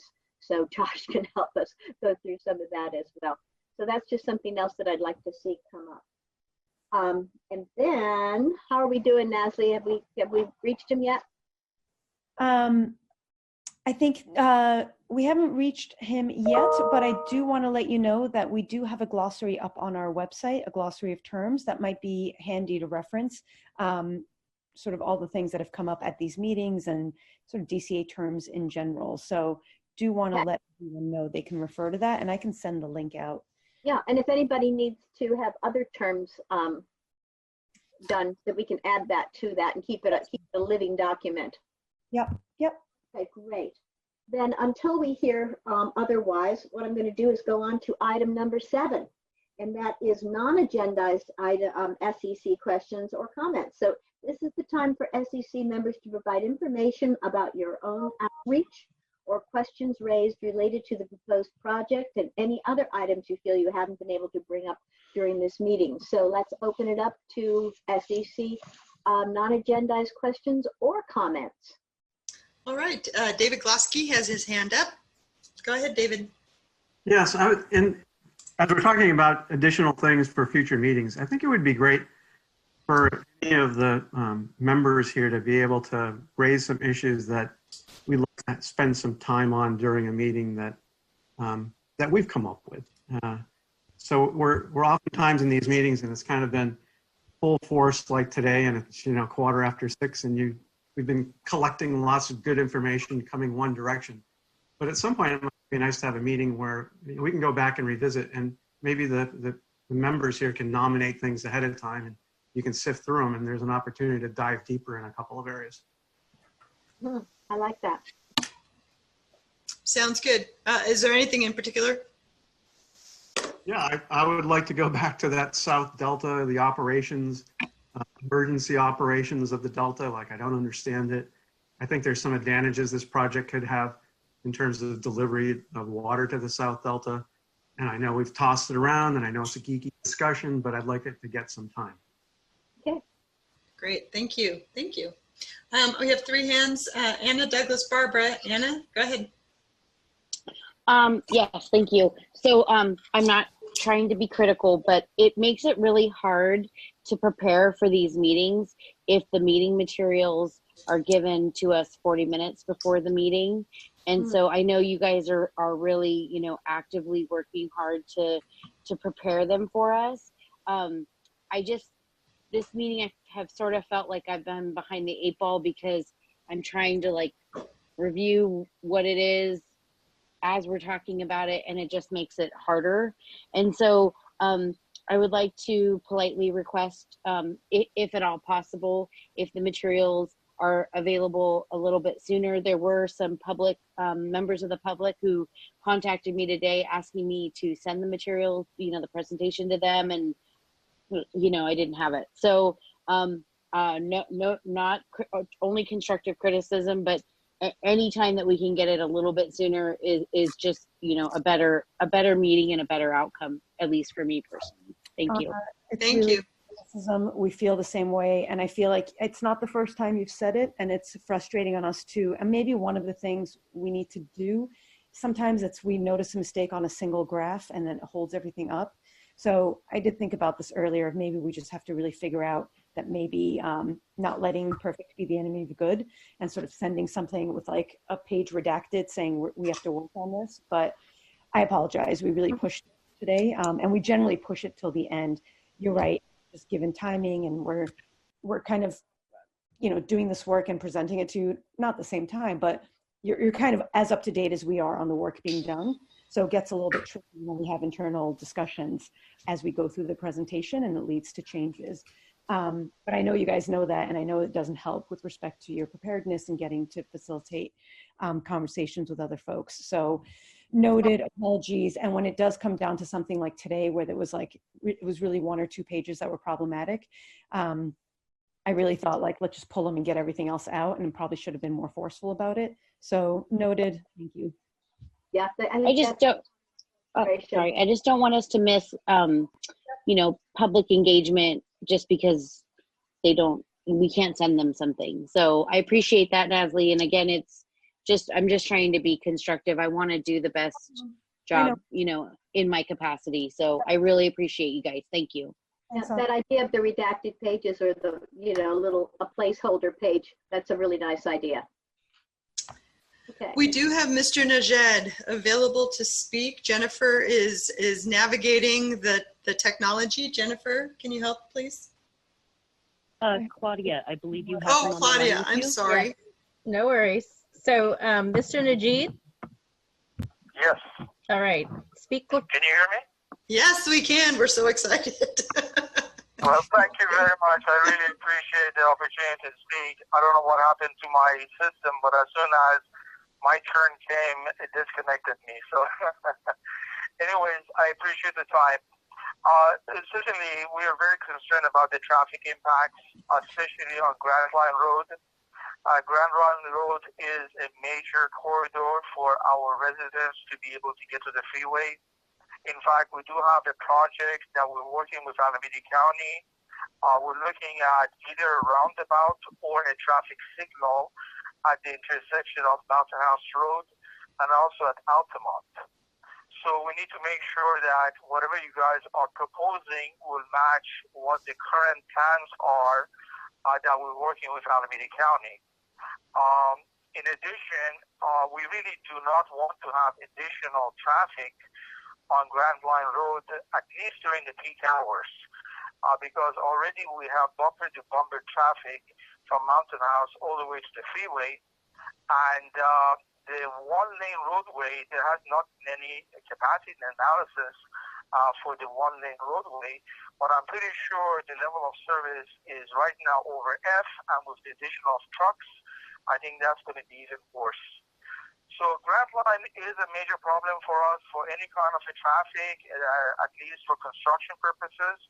I think with Byron Road, we would be open to additional widening for that. But we need to make sure that any truck impacts on Grand Line, especially coming from Mountain House Parkway to Grand Line, we will be able to study that further and coordinate with what we're doing in Alameda County.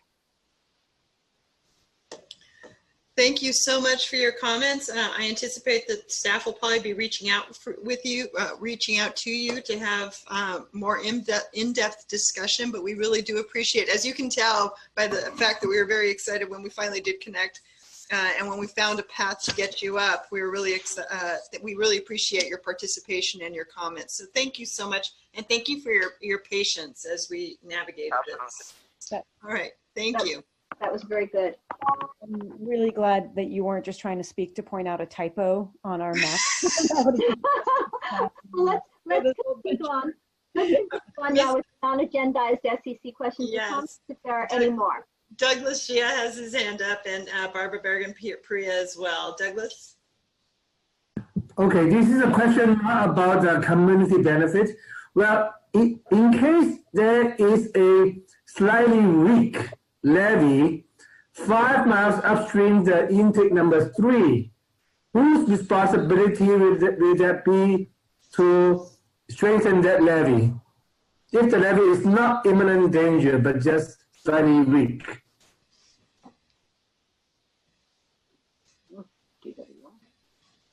It's a good question. Maybe. But you're not supposed to answer, right? Okay, fine.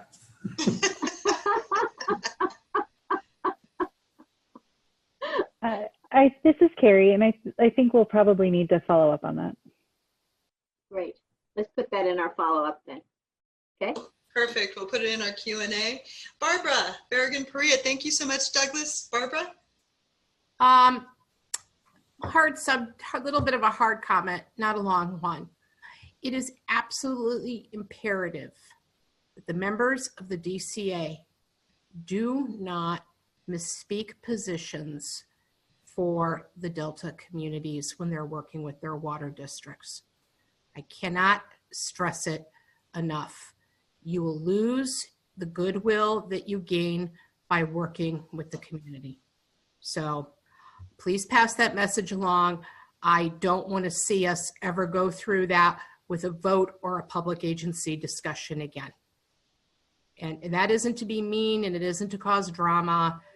It's for the good of everyone in the state. We can disagree, but you can't misrepresent other communities because of what one community wants. That's it. Thank you. Thank you. Thank you for that comment. It's a good reminder. Anyone else? Does anyone else have any questions or comments with regard to our last meeting or anything that's not agendized, rather? All right, Sarah. Okay, great. Then we are getting on to public comment for non-agendized items. We have none. Have anyone in the public for non-agendized items? We have none. Okay, let's move on then. We are on to the end of the meeting. So our next meeting is going to be January 27th, 2001. Say goodbye to 2020. And then it'll be on Ring Central again. And then I want to say to everyone, with this holiday season coming up, whatever your religious or non-religious, or whether it's, celebrating Christmas, Hanukkah, Kwanzaa, the solstice, I just wish you a wonderful holiday season and hope we all stay safe and are able to visit friends and family as much as possible, if only distantly, and that we come back working on this, and then hopefully we will have answers to some of the questions that people have raised. And I must tell you, this has been, to my mind, one of the most substantive discussions and commentaries we've had. People have been very thoughtful, and it makes me proud to at least be part of this process. So again, have a wonderful holiday, and our meeting is adjourned. Thanks so much. Thanks so much for all the participation. Happy holidays. Be safe, everybody, please. Happy holidays. Wear your masks. Take care. Good to see you all. Thanks, everybody. Thank you. Thanks. Thank you. Appreciate it.